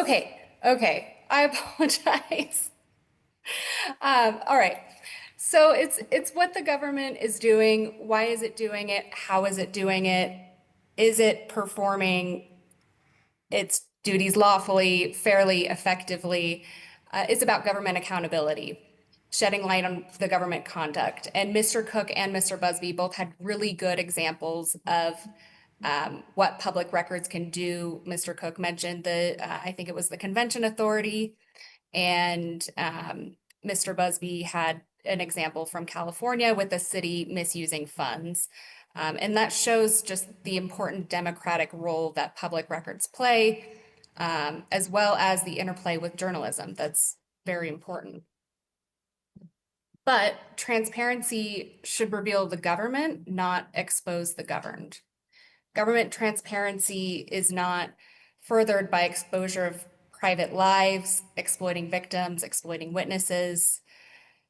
It's so that the public can evaluate whether government power is being used properly. It's not the same thing as forced publication of someone's personal information merely because the private person interacted with the government. Exposing the lives of private people who happen to be in public records or government records is not the core purpose of public records laws. And so there are some constitutional gaps, in my opinion, within the NPRA. One of those being the victim protections required under the Nevada Constitution. That's Marsy's Law. Constitutional protections for private persons' homes, which appears in the Fourth Amendment as well as the state constitution. And constitutional protections for persons involved in the criminal justice system. And so the Constitution must set the floor for any public records laws. The previous presentations have talked about responses varying across agencies throughout the state, and it's because there are no clear enumerated exceptions guiding staff. So that leaves, in my opinion, too much interpretation to the individual staff member at whatever agency it is handling the request. And it can be confusing for requesters as well as the staff member having to make those calls. Nevada's public records laws is one of the broadest in the country, and so broad that it can be construed in an unconstitutional manner, in my opinion. So first I wanted to talk about Marsy's Law, which includes the constitutional right to be treated with fairness and respect for their dignity and privacy, to be free from harassment, intimidation, and abuse, and to prevent disclosure of confidential information or records that could be used to locate or harass the family. Within your materials, I included an article from the National Crime Victims Law Institute that analyzes the interplay between Marsy's Law and victim protection and state public records laws. So I encourage you all to read that if you have time. Under Marsy's Law and the Nevada Constitution, the legislature is required to enact law or other measures to secure victims' constitutional rights. Within the NPRA, nothing has been changed to secure those victims' rights with respect to public records.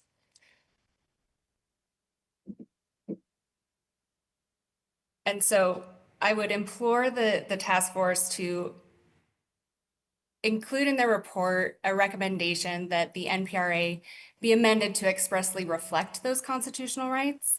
Victim protection is not merely a matter of agency preference or compassion. In Nevada, it is a constitutional right. The problem is that these constitutional protections don't meaningfully protect a victim if public records law allows those records to be released without explicit statutory standards, notice, opportunity to object, things like that. And so one example of kind of the way that public records can be used to exploit and cause harm and traumatize victims is, you probably are all familiar with this case from a few years ago, the Idaho college students up in Moscow. Ethan Chapin, Maddie Mogan, Zaina Kernoodle, and Kaylee Gonsalves were brutally stabbed in their college home by Brian Koberger. I'm bringing this case up because it's both recent, it's widely known, it went viral on social media, it still is active on social media, and it hits close to home. It's a neighboring state, and one of the surviving roommates is actually from Reno. After the criminal case concluded, the city of Moscow received over 1,000 public records requests for investigative records, crime scene photos, 911 calls, body camera footage of witness interviews, and the different portions of the investigation, witness statements, autopsy reports, police investigative records. The individuals asking for these records were a lot of like true crime fanatics. It was entertainment for them.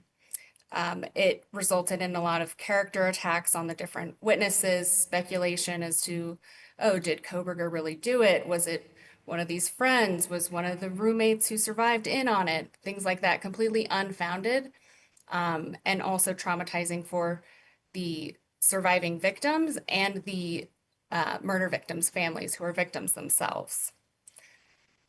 The individuals impacted reported extreme distress, sleep loss, shaking, sobbing. It reignited their grief.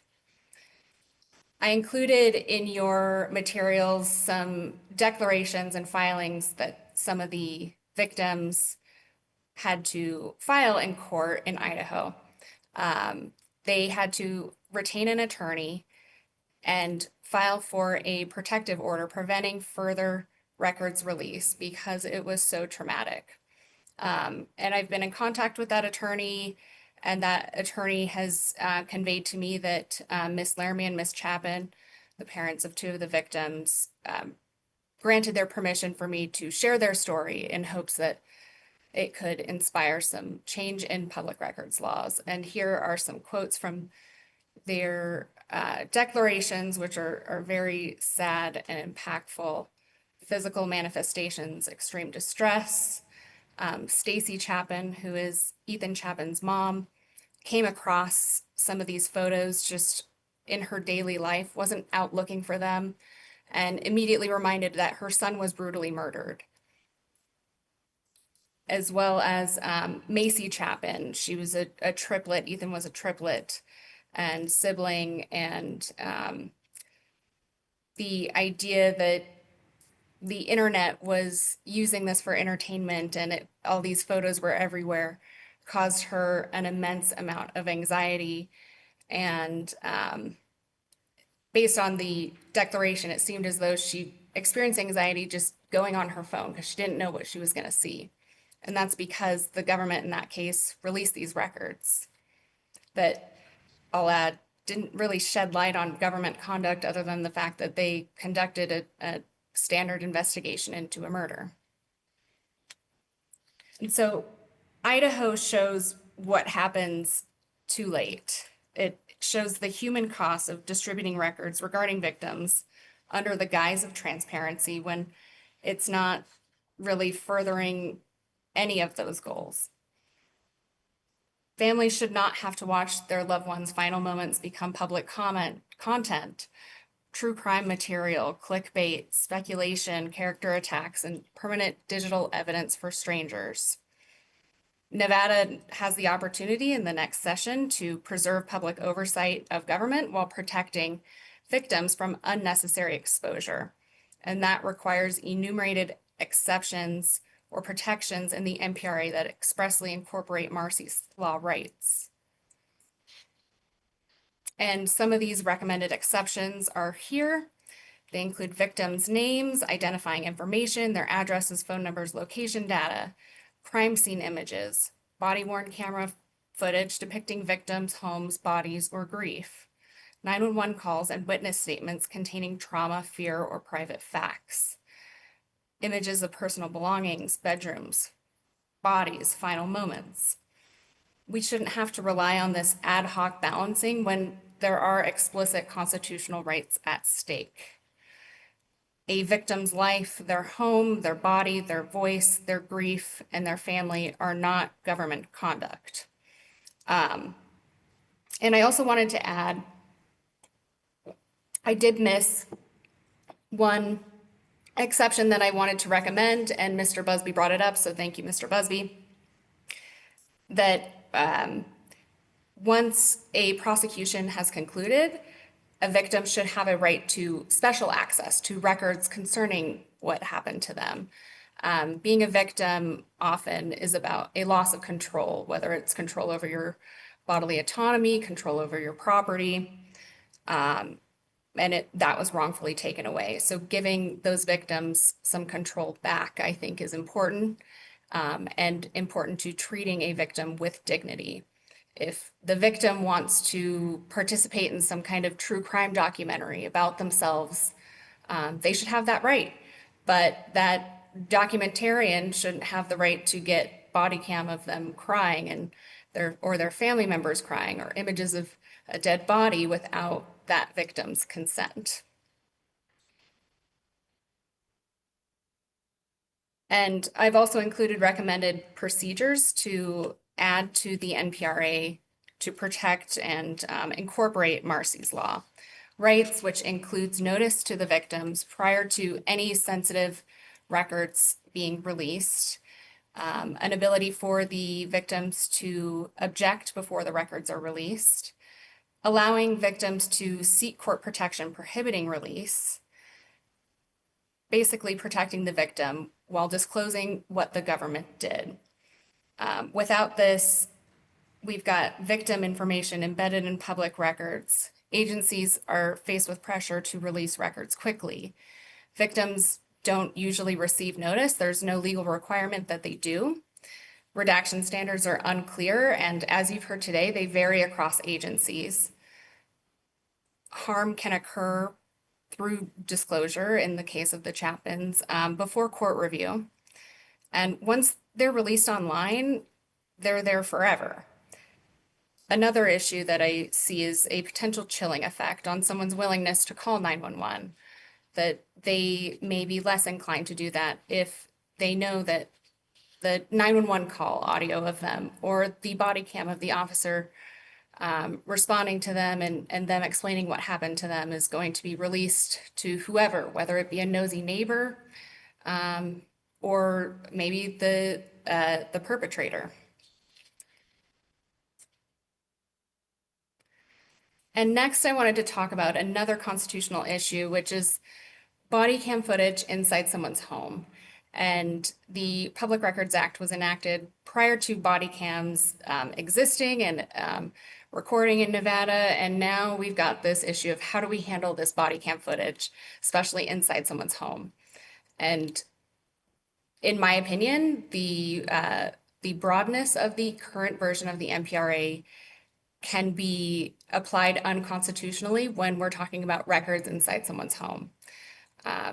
Obviously, we've got the Fourth Amendment right to be free from unreasonable searches and seizures, and that is also reflected in the Nevada Constitution.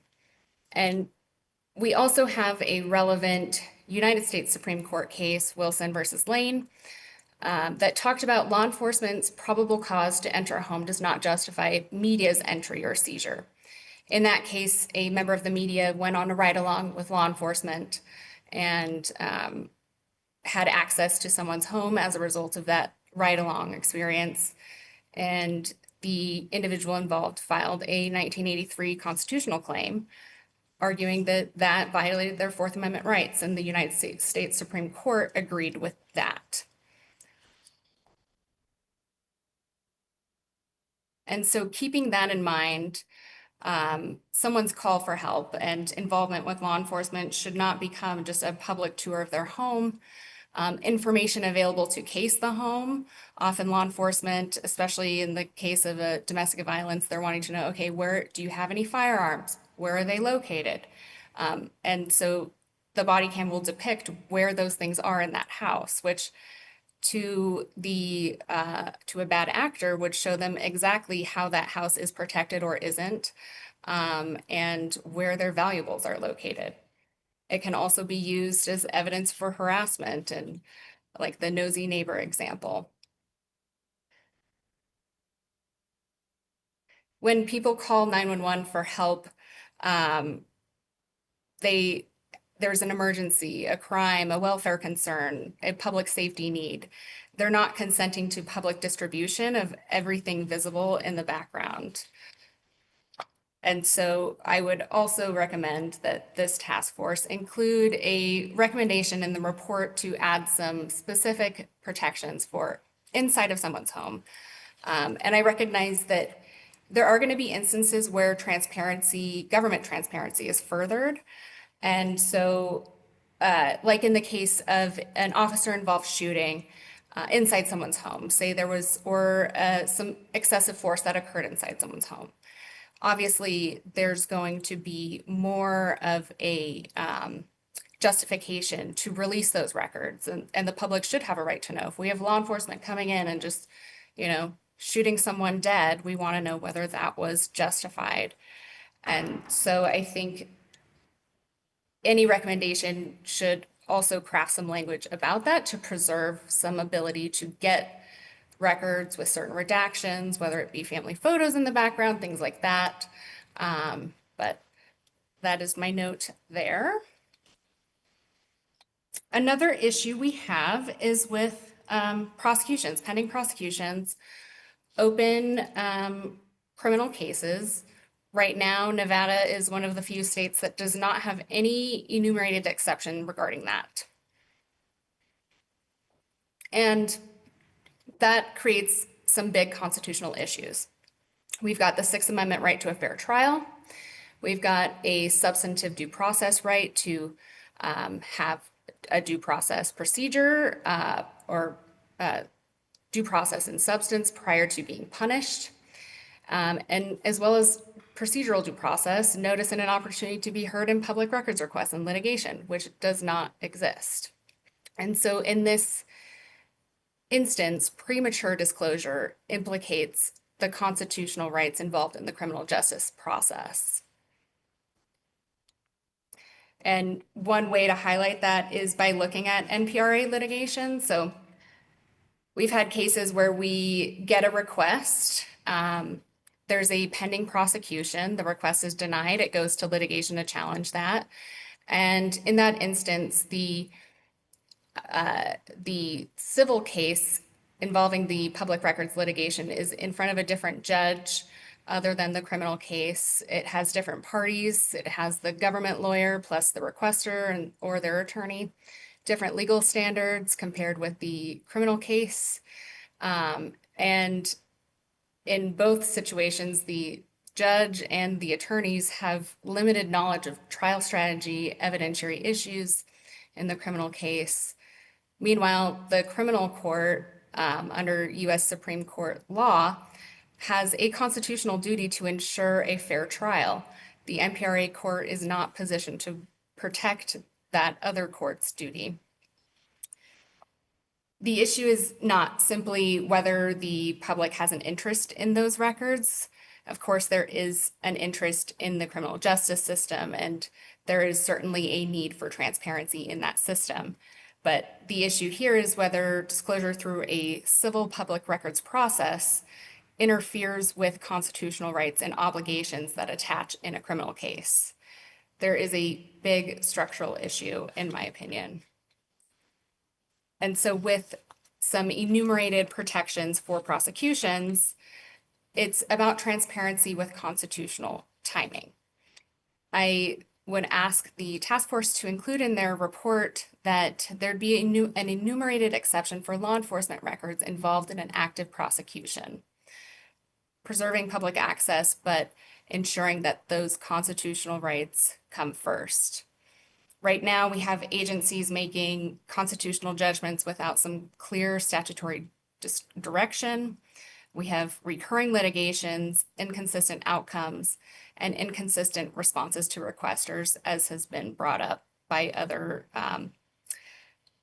reports today. And the criminal defendants have no notice or opportunity to object in the public records case. Having a clear rule wouldn't eliminate transparency, but it would sequence it properly and eliminate appellate issues and fair trial issues that could occur in that criminal case as a result of premature disclosure. And so that's why we need some kind of direction on that. And then this slide just mentions some 1983 liability. But there's been some talks both this meeting and the prior meeting about governments being sued if they do release records, which has happened across the nation. I gathered a few of those cases. Some you are aware of, the Wilson versus Lane media access to private homes. I mentioned that earlier. Some of you are probably aware of the Marsh case, which is a Ninth Circuit case concerning due process and the right to privacy, and that was release and publication of some death scene photos. Many of you are probably aware of the Houston versus Maricopa County case, a very recent Ninth Circuit case that suggested that release of mugshots resulted in punishment before due process. And this one, though not related to a lot of what I'm talking about today, was the result of a public records request. So I wanted to bring that up. It was officer personnel files, and that was a Sixth Circuit case regarding right to privacy. And those who work in the NPRA, like myself, are probably aware that there is a section in there immunizing government actors from liability for records disclosure. But that state law immunity does not extend to constitutional claims under Section 1983. And so that leaves agencies open to significant exposure where there's no damages cap, there's attorney's fees, things like that. And so with that, my recommendation to the task force is to preserve some statutory framework that reveals the government, but does not expose the governed and encourages protection for private individuals involved in public records. Are there any questions? Thank you for the presentation. Any questions from the task force?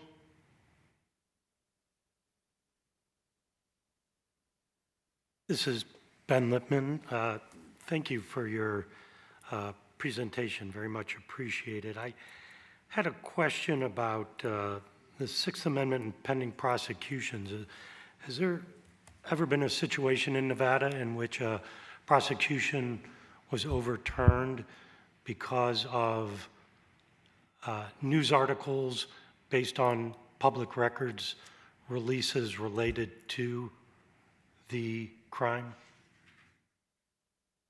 Not off the top of my head. Thank you for your question. I can certainly look into that. The issue would likely be a fair jury situation. So instances where a trial would have to be moved and things like that, looking back. But now that we have the Houston case, that 2024 Ninth Circuit about the due process, I think there would be a big claim if there was a situation where, say, a person was found not guilty and these records were released, and then there's a, published online, they go viral on social media, that would likely be that punishment substantive due process claim. And so it's not overturning a criminal conviction in that instance, but it is affecting someone's constitutional rights. But there haven't been any cases like that, have there? In Nevada? Not that I'm aware of. So the Houston case is pretty recent. It came out, I want to say August 2024. So we're only about a little under 2 years into that. So it will be interesting to see courts within the Ninth Circuit just what claims arise as a result of that.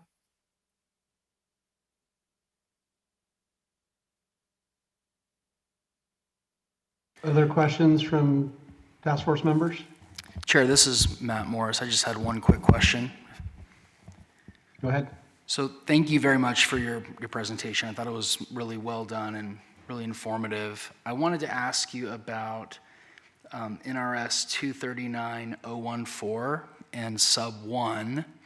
And it seems to get at a lot of the concerns that you're articulating. Basically, as I read the statute, it says that the government can decide that personally identifiable information is confidential where disclosure could create negative consequences, including financial loss, stigmatization, harm to reputation, anxiety, embarrassment, fear, or other physical or emotional harm for the person to whom the information pertains. Do you feel like that provision doesn't apply to a lot of the situations that you're describing in your presentation? Do you feel that that provision could be clarified, or how does that interact with some of the concerns that you're describing? Yeah, I think it could be clarified and be made more specific. That portion of the statute defines personally identified information. It has some kind of broad language, the includes without limitation language, but it says name, address, telephone number, date of birth, things like that. So that statute is most safely used in the context of names, dates of birth, things like that, but not the 911 call of the person sobbing that they just walked in on their mother being murdered or something like that.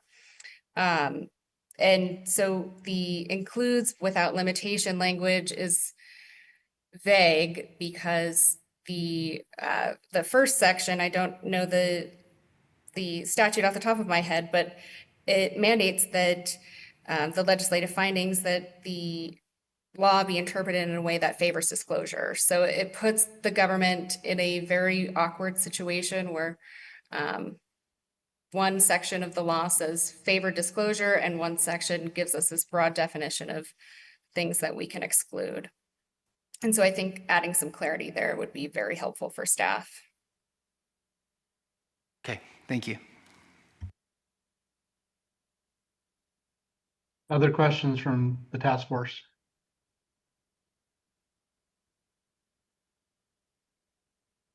Okay, seeing none, thank you, Ms. Liddell. We appreciate your presentation and recommendations. Thank you. That is the conclusion of our presentations today. Task force, we've been going for 3.5 hours. Is the pleasure of the task force to take a break for lunch or anything like that, or would you just like to keep on moving through? Colleen McCarty for the record. Would it be possible to take just a short break, bio break perhaps, and keep going? Yeah, I would be course. comfortable with just a short break. Mr. Chair, this is Mitch Fox. I need to leave. Okay, no problem. Thanks, Mitch. We'll still have a quorum, so we're okay. Okay, does it sound like a 15-minute break make sense to everybody?